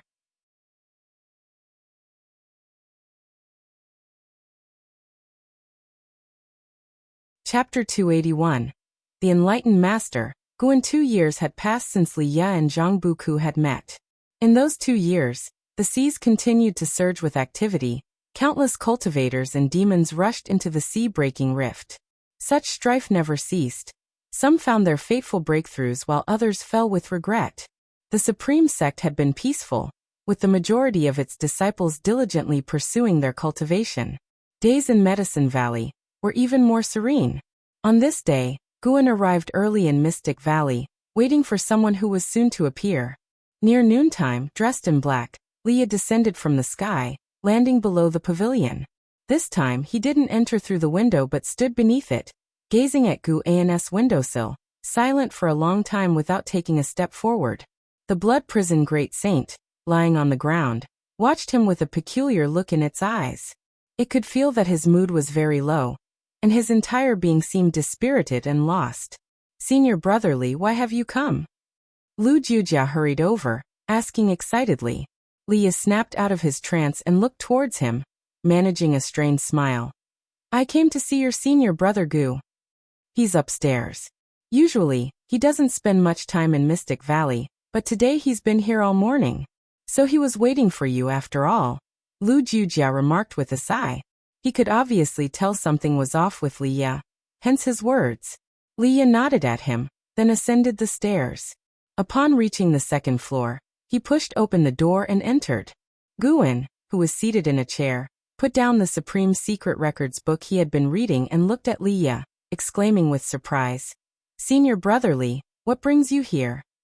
Looking at Guan, Li Ye's eyes suddenly reddened. He closed the door behind him, then walked over to the desk, clenching his fists tightly and gritting his teeth. Guan's smile faded as he asked anxiously, "What's wrong? What happened?" Li Ye dared not meet Guan's gaze because Zhangbuku had once said that Guan was his only senior relative. Zhangbuku. Li Ye started with difficulty. What happened to him? Guan stood up abruptly. Li Ye took a deep breath and recounted what had happened to Zhangbuku. After listening, Guan collapsed in his chair, looking just as dispirited, deepening Li Ye's distress. "Wait, you said he became a divine exotic resentful ghost, which means he's still here, isn't he?" Guan asked urgently, as if grasping at a thought. Li Ye turned his head and replied, "He's still here, but becoming a divine exotic resentful ghost means he's no longer who he was. He's become a monster that devours living spirits, never to know freedom." Guan countered. "Did you see him do that?" Leah froze for a moment, then looked at him. Guan's expression became calm as he said, Buku has always had a tough life, carrying the burden of half of the demon clan's bloodline, but he has managed to survive till now. Why can't he turn misfortune into safety this time? But Leah stammered. Senior brother, this incident isn't your fault. He chose to venture into the sea-breaking rift himself. Don't carry too much burden. Besides, I truly believe he can turn danger into safety. Junior brother Gu, Leah began. Look at you. If Buku saw you like this, he would surely laugh at you. Aren't you brothers who have gone through life and death together? Do you intend to join him in death? You must have faith in him. He will definitely be able to turn danger into safety. If you don't cultivate diligently, you might even fall behind him. After every great adversity comes great fortune. Don't underestimate him. Guan said with a smile, a look of anticipation on his face. Leah knew Guan was comforting him, but he couldn't help but think, what if Zhang Buku truly could overcome this peril? Guan invited him to sit down and inquired about his experiences over the years. Leah began to share his life in the past years, and Guan interjected with questions from time to time. The more he did so, the more ashamed Leah felt. Zhang Buku was gone. The pain in junior brother Gu's heart must have been no less intense than his, considering junior brother Gu also carried the emotional weight of Zhang Chuanqiu. And yet, junior brother Gu still comforted him. A divine exotic immortal spirit appeared on Li Ya's shoulder without him noticing. It looked at Guan, blinked slyly, but Leah missed this moment. The two brothers talked for a long time. Until dusk, Leah stood up. He looked at Guan and said, I've come back this time just to tell you about this. Thank you, junior brother Gu. I won't give up hope. I'll cultivate even harder, and we'll save Zhang Buku sooner or later. Determination colored his face, and his eyes blazed with fighting spirit. Guan naturally encouraged him. And so Leah left. He didn't exit through the window but walked down the stairs. Guan did not accompany him. Leah stopped in front of the blood prison Great Saint, turned to look at it, and said, Oxhead, I swear I won't let anyone I care about end up in danger again. And your master, I will protect him too. With those words, he leaped into the sky and vanished into the horizon. The blood prison Great Saint rolled its eyes and muttered, crazy in the head. Who's protecting who? And why are you telling me? Am I your father? A month after Li Ya's departure, another person returned. It was the monk Shinshinzi. He made his way to the third medicine valley. He paused at the entrance to the valley, somewhat dazed by the sight of its inhabitants sweeping, watering the soil, playing Go, painting, and playfully chasing each other. Everything seemed so harmonious. For some reason, the moment he returned here, Shinshinzi inexplicably breathed a sigh of relief. The gloom in his heart began to dissipate. Taking a deep breath, he stepped into the valley. Soon after, he saw Yu Yingying. She saw him too and instinctively wanted to avoid him, but he sent her a message asking her to halt. Shinshinzi approached her with a serious expression. Yu Yingying nervously asked, What do you want? I haven't harmed anyone. Shinshinzi closed his eyes and said, Umitba, benefactor, the monk has come to apologize. I was indeed rash and overly stubborn and judgmental before. It's true that everyone in the world may accuse you, but this monk cannot. I apologize. Henceforth, I will not bother you again. He put his palms together and bowed in apology. Yu Yingying was stunned and rather perplexed. Before she could ask any questions, Shinshinzi turned and left. Watching his retreating figure, Yu Yingying muttered to herself, What has he been through these years? It feels like he's been struck down. She had always been quite afraid of Shinshinzi, but after hearing his words just now, she strangely felt sympathy for him, rather than joy for her own sake. Shaking her head, she decided not to dwell on it any further. Whatever the case, she had to stay away from that monk. What if he went crazy again one day? Shinshinzi arrived at the Go-playing area, where still dozens of people gathered. He saw the Valley Master Guan approaching and nodded to each other as a greeting. Then they stood behind the crowd to watch the game. Suddenly, Shinshinzi had a notion and looked towards Guan. Stepping towards him, he whispered, Valley Master, might I have a word in private? Guan glanced at him then nodded. Let's talk in my room, Guan said. Shenxinzi had sacrificed himself to save Li Ye and the whole town, which improved Guan's opinion of him. Although the monk was stubborn, when it came to action, he dared to face danger, genuinely caring for the lives of others, not just paying lip service. The nine-fingered divine lord, who was playing Go, noticed their figures. He smirked, withdrew his gaze, and continued his game, exclaiming, "You really play a lousy game of Go.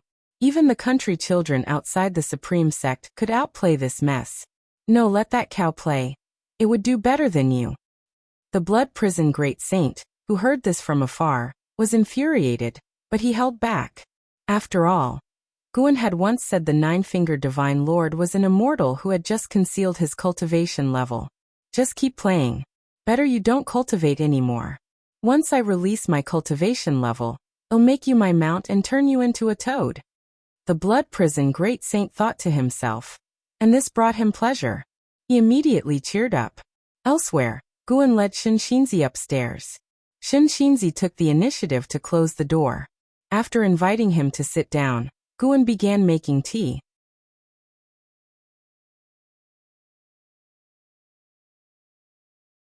Shenxinzi suggested, "How about the book in your hands? Lend it to this monk to study." Guan's expression changed instantly, and he closed the supreme secret records and said, "Not this one."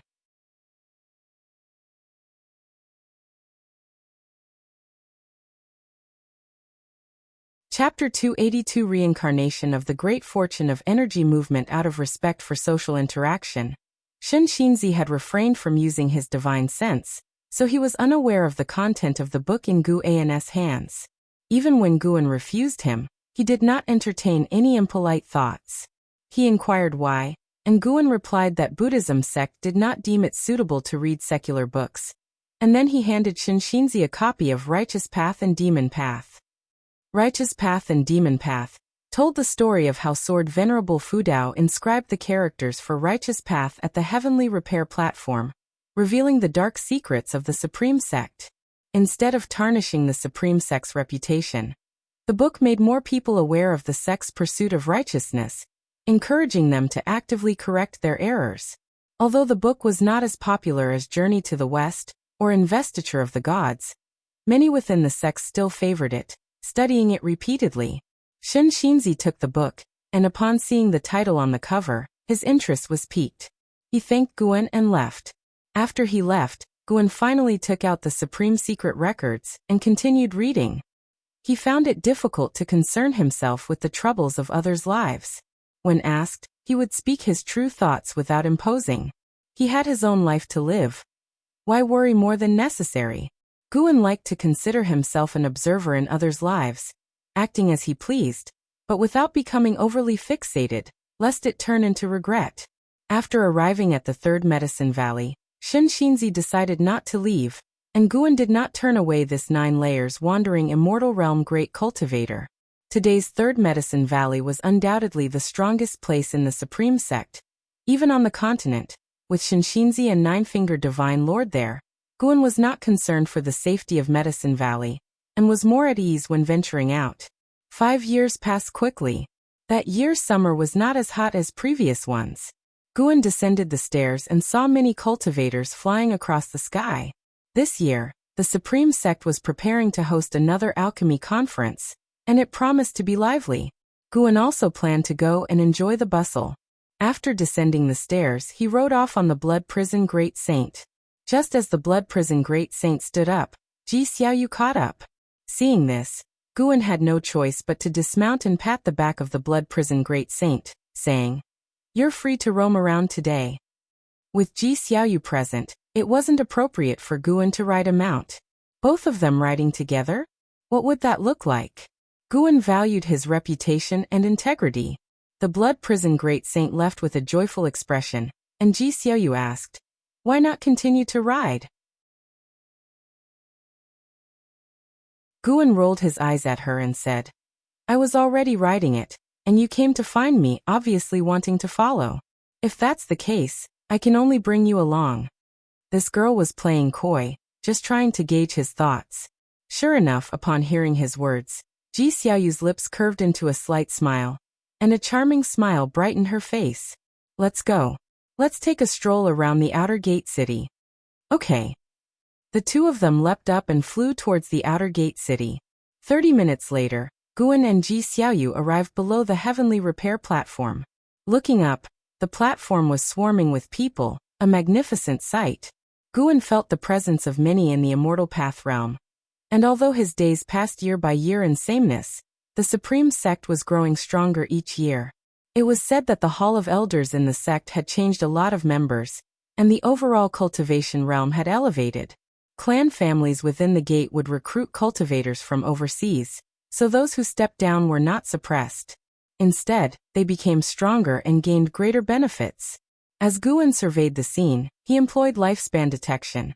He liked to see the maximum lifespans of people, something even divine immortals of wondrous dharma could not detect. Ji Xiaoyu initiated. I heard you know another Ji Xiaoyu? Guan responded. Yes, the third miss I mentioned before. Is she me? Ji Xiaoyu suddenly asked. Guan looked at her in surprise. Had the girl already awakened past life memories? Ji Xiaoyu explained. I've had my name since birth, and I feel a strong identification with it, unlike a habit acquired later in life. Plus, not long after that Ji Xiaoyu died, I was born. The first time I met you, I felt a closeness to you, and coincidentally, you knew the other Ji Xiaoyu. I don't think it's a coincidence. With a steady gaze, she looked at Guan, waiting for his answer. Guan couldn't help but raise his hand to touch her forehead, then retracted it and spoke softly. You don't have a fever, do you? Ji Xiaoyu glared at him and said, I'm serious. Guan spread his hands helplessly. Why are you asking me? I'm just a core formation realm cultivator. Can I see through reincarnation? But since I've known you, you don't seem curious about my name. That's because I was shocked before you arrived. You can ask the vice sect leader. Is that so? What else, miss? Even if it's true, I don't want to delve into it. If you truly are the same person as her, just thinking about it is frightening. What kind of conspiracies and vortices lie behind it? Me, with my core formation cultivation level dabbling in it, am likely to turn to dust. Guan spoke with a face full of fear, and as he did, he even stepped to the side. After listening, Ji Xiaoyu found his reasoning sound, but seeing his expressions and gestures, she couldn't help but feel both aggravated and amused. Brother Gu, you've arrived. A figure descended from the heavenly repair platform. It was Wu Ju. Wu Ju, now at the second layer of the divinity transformation realm, was a renowned prodigy of the supreme sect, cultivated with vast resources from the sect, exuding an air of confidence and vigor, a far cry from his timid past. Guan greeted him with a smile. Wu Ju looked at Ji Xiaoyu with a puzzled expression. Why has Brother Gu changed his female companion again? That's a bit too. Guan immediately introduced Ji Xiaoyu to Wu Ju, who suddenly realized. You are the Ji Xiaoyu with the strongest talent from the Ji family in recent years? Ji Xiaoyu nodded slightly, and once Guan finished introducing him, she wasn't too surprised. Wu Ju was merely a famous prodigy, but the Third Medicine Valley hid many great cultivators, and even the sect leader occasionally visited. Afterwards, Wu Ju exchanged pleasantries with Guan, and then left. They had made previous plans to drink together after some time, but Guan knew they would probably miss that appointment. He indeed had time, but Wu Ju did not. He was either busy cultivating or on missions. For a talent like Wu Ju, cultivation could last for years. Guan watched Wu Ju's departing figure, reflecting inwardly that too much leisure was not a good thing. Wu Ju's maximum lifespan remained unchanged, just as it had been decades ago. Of course, with his current maximum lifespan of 7,600 years, surpassing the Mahayana realm shouldn't be a problem. Guan simply felt a bit regretful because he initially believed Wu Ju could compete with An Hao. Ji Xiaoyu noticed the regret in his eyes and couldn't help asking, "What's wrong?" Guan replied with a smile. "I feel a bit sorry for him. I think his achievements could have been even higher." "His achievements are not high enough?" "Without An Hao returning, he is already the Supreme Sect's #1 prodigy," Ji Xiaoyu said, confused. "Haha, indeed. Guan said no more, leading Ji Xiaoyu to the heavenly repair platform. Miss Third once attempted to lift the heaven-cutting axe. You can also try when your cultivation level is higher, Guan casually mentioned. Ji Xiaoyu became interested in the heaven-cutting axe. They made their way through the crowds, arriving near the axe. Zhou Yijian was reprimanding someone at the moment due to the crowd. Someone had stepped into the axe's ceremonial area. The so-called ceremonial area was marked by Zhou Yijian. Aside from challengers, no one was allowed to enter a certain range to show respect towards Sword Venerable Fu Dao. And his proposal was acknowledged by the Supreme Sect, necessitating careful consideration in their treatment of Sword Venerable Fu Dao. Gu An's gaze landed on someone in the crowd. Stealing the 5 elements, Heaven and Earth Flying Immortal Realm 9 Layers 0/0/0, Divine Exotic Ghost King. This guy was something else, with a very mysterious method of concealing his aura.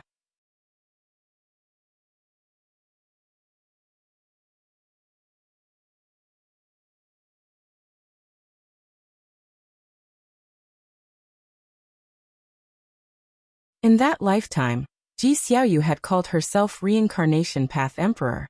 The two had met only once, but due to Reincarnation Path Emperor's kindness, stealing the 5 elements had always wanted to repay her, only to find his freedom in recent years.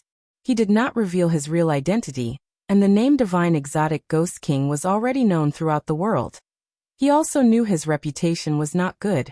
From stealing the 5 elements story, Ji Xiaoyu could only understand how strong her previous self was. And it didn't unravel the secrets of reincarnation. She looked at stealing the 5 elements and asked, "What exactly do you need from me now? I can't help you with anything in my current state." She was very cautious, worried that stealing the 5 elements might want to kill her and force her previous life to emerge. Guan had been listening silently, noting down the name Reincarnation Path Emperor, planning to investigate further the next time he visited Immortal Seeking Island. 20,000 years might seem an eternity to mortals, but for great cultivators such as Wandering Immortals and Heaven and Earth Flying Immortals, it wasn't much, having lived through epochs preceding the fall of the Reincarnation Path Emperor. After a moment of hesitation, stealing the 5 elements said, "A catastrophe that will affect all beings is soon to erupt. When it does, many seas and continents will be destroyed, including the continent you are currently on. And I too am deeply trapped, unable to escape. The Reincarnation Path Emperor had a divine skill that could free me. Even if it meant undergoing reincarnation, I would be willing." Upon hearing this, Guan was somewhat surprised. From what stealing the 5 elements said, the Master of Divine Exotic Realm was likely to die. Why would an adversary of the Master of Divine Exotic Realm want to annihilate all living beings? He had previously felt that the appearance of the Divine Exotic Realm was not a coincidence. And clearly, the Master was wary of something. Otherwise, with the Master's strength, he could have swept away any invaders. "But I am not the Reincarnation Path Emperor." Ji Xiaoyu hesitated. Stealing the 5 elements waved his hand and said, "You needn't worry. I am not here to force you to help me now. When the catastrophe falls, no one will be able to save themselves. At that time, you will undoubtedly awaken your primal consciousness. Just remember me then." After hearing this, Ji Xiaoyu's brows furrowed even tighter. Stealing the 5 elements looked at Guan and said, "It is best not to spread the word about this. Not even the Supreme Sect or any major powers overseas can prepare for it in advance. It's better if the cultivators here enjoy their current lives unaware, lest the spreading news precipitate the catastrophe." Guan nodded and said, "I understand that principle. I just want to know how long until the catastrophe erupts. If it's a few hundred years later, then I am relieved."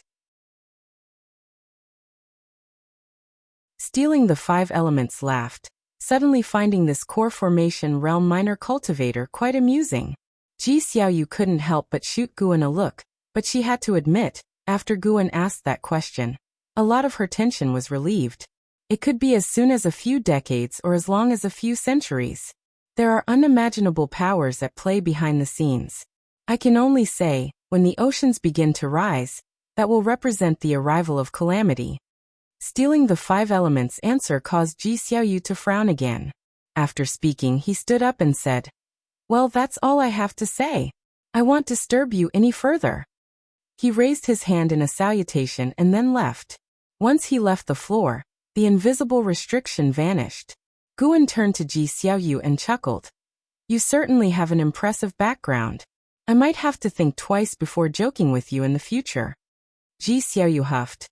Aren't you joking now? After hearing his words, what do you think? I am not pleased. Although I had already guessed that I and the third miss you spoke of are the same person, I actually hoped my guess would be incorrect. Now learning even more identities has only increased my displeasure.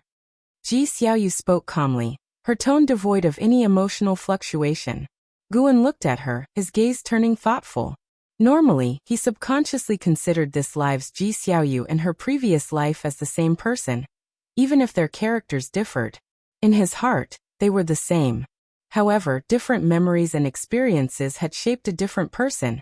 Even though the soul remained the same, the essence of being human is more than just the soul.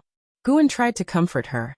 If you are unhappy, then focus on cultivating, making your life in this incarnation last longer, or perhaps even achieving enlightenment. Ji Xiaoyu shook her head. I can't achieve enlightenment. I will eventually die.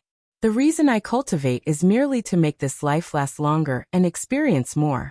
I often bother you just to enrich this life's experiences. She paused, then smiled and added. Besides, you can only live for a few hundred years yourself, so why comfort me? Don't worry, even if I am unhappy, I am willing to accept this reality. Acceptance, huh? Guan chose not to probe further. He then called for the waiter and ordered a table full of exquisite food and drinks, shifting the conversation to the alchemy conference. Ji Xiaoyu's attention shifted as well, and it was as if the conversation with stealing the 5 elements had never happened. The alchemy conference eventually ended, and the cultivator who won first place was from overseas, a disciple of the Purple Pill Palace. It was the first time the disciples of the Supreme Sect had learned about Purple Pill Palace, an ancient alchemy sect that brought many alchemy techniques through this conference. Purple Pill Palace also offered to take a group of Supreme Sect disciples to their palace to cultivate the alchemy Tao, stirring excitement throughout the Supreme Sect. Guan was mainly concerned about stealing the 5 elements, who remained at the Supreme Sect and even formally became an inner sect disciple. Except for Guan, no one knew his true cultivation level. Even Shinxinzi and the 9-fingered Divine Lord could not see through him. By the end of summer, stealing the 5 elements had become a regular at the chess area of the 3rd Medicine Valley. One day, Guan had just returned from the North Sea Mountain and was discussing the affairs of Mystic Valley with Lu Jiujia. He suddenly felt a strong aura of battle coming from afar, from within the sea-breaking rift. This pressure had surpassed that of the heaven and earth flying immortal. That meant the master of divine exotic realm might have made a move. It seemed that stealing the 5 elements' words might indeed be true. All right, I agree. I'll discuss with the sect next time to expand Mystic Valley. Guan nodded. Lu Jiujia immediately showed a smile. Guan shared the profits of Mystic Valley with him every year. The bigger the Mystic Valley, the more he would gain. Since he had begun cultivating the Taoist expansion skill, Lu Jiujia had rekindled his fighting spirit. For this skill, he needed a lot of medicinal herbs. Guan suddenly remembered something and said, Let's release your cultivation level by the end of this year. Take all the elixirs you have. Lu Jiujia frowned and asked, Why? Can't we wait a bit longer? Why? Because you only live to be 190 years old. Guan did not reveal this fact. Instead he said, I have obtained a higher level mental method. I will pass it on to you later, and then you can release your cultivation level multiple times. Upon hearing this, Lu Jiujia was instantly overjoyed and quickly agreed. Guan patted his shoulder, and then left. Lu Jiujia had begun to fantasize about what kind of transformation he would undergo after lifting the restrictions on his cultivation. Guan arrived at the 3rd Medicine Valley, and went to the chess area. The 9-fingered Divine Lord had encountered an opponent again. It was stealing the 5 elements. Stealing the 5 elements mastered the rules of Go and swiftly dominated the chess scene of the Supreme Sect. The 9-fingered Divine Lord, unable to see through his hidden cultivation, was quite frustrated. Of course, In the heart of the nine-fingered Divine Lord, stealing the five elements was definitely not an ordinary person. Guian's background was easier to investigate, having entered the Supreme Sect at the age of 15, and being a house servant of the Ji family when he was young. His age could not be hidden. But stealing the five elements was different. He came from overseas. The nine-fingered Divine Lord looked up at stealing the five elements, feeling annoyed. Who exactly is this guy? Stealing the five elements, smiling, waved his fan. He was not afraid of the nine-fingered Divine Lord's suspicions. With his cultivation level, it was impossible for the Divine Lord to see through him. In the entire Supreme Sect, there was only one person he feared. Sword Venerable Fudao, who seemed to have accepted him as long as he did not cause trouble. I lost. The nine-fingered Divine Lord inhaled deeply and declared gravely. He had lost to stealing the five elements 6 times and felt utterly humiliated. The surrounding crowd cheered, exacerbating his depression. Stealing the five elements stood up and laughed. To celebrate this victory, how about I teach everyone a spell for close combat? The disciples were even more delighted, their cheers drawing the attention of other disciples from afar.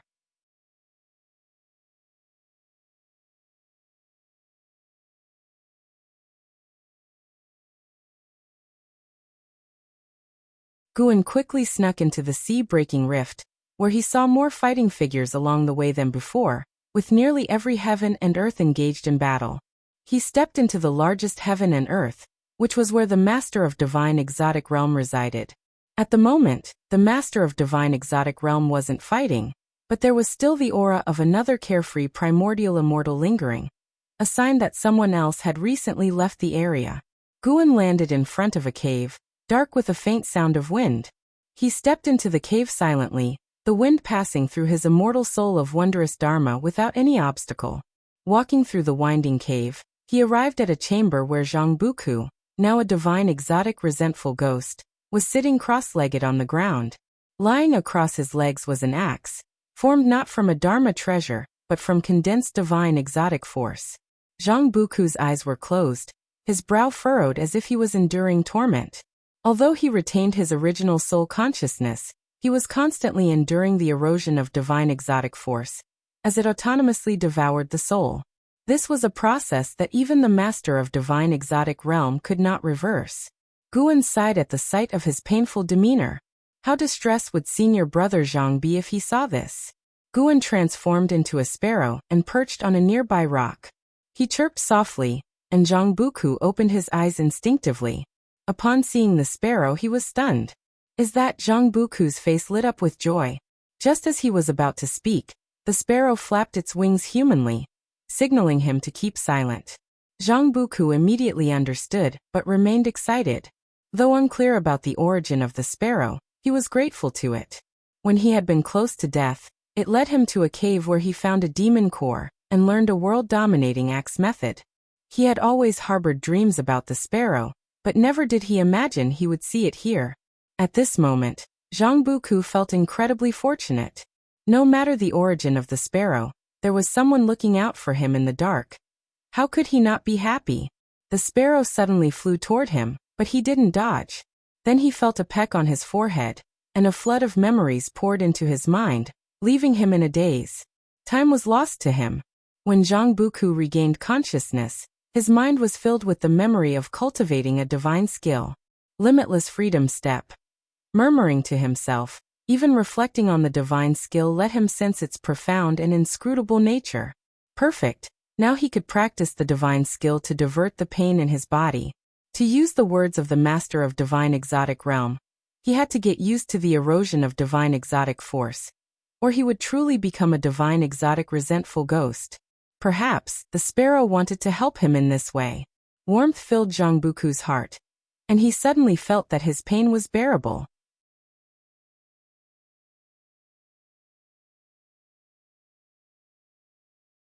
The Master of Divine Exotic Realm showed no astonishment. He had already delved into Zhang Buku's memories, but some parts were not clear, obscured by a force preventing his probing. He dared not investigate further, as he had already witnessed the power behind Zhang Buku. If you don't know, then don't ask too much. Knowing too much isn't always good. You just need to understand that whether it's him or me, if we wanted to harm you, we wouldn't need such methods.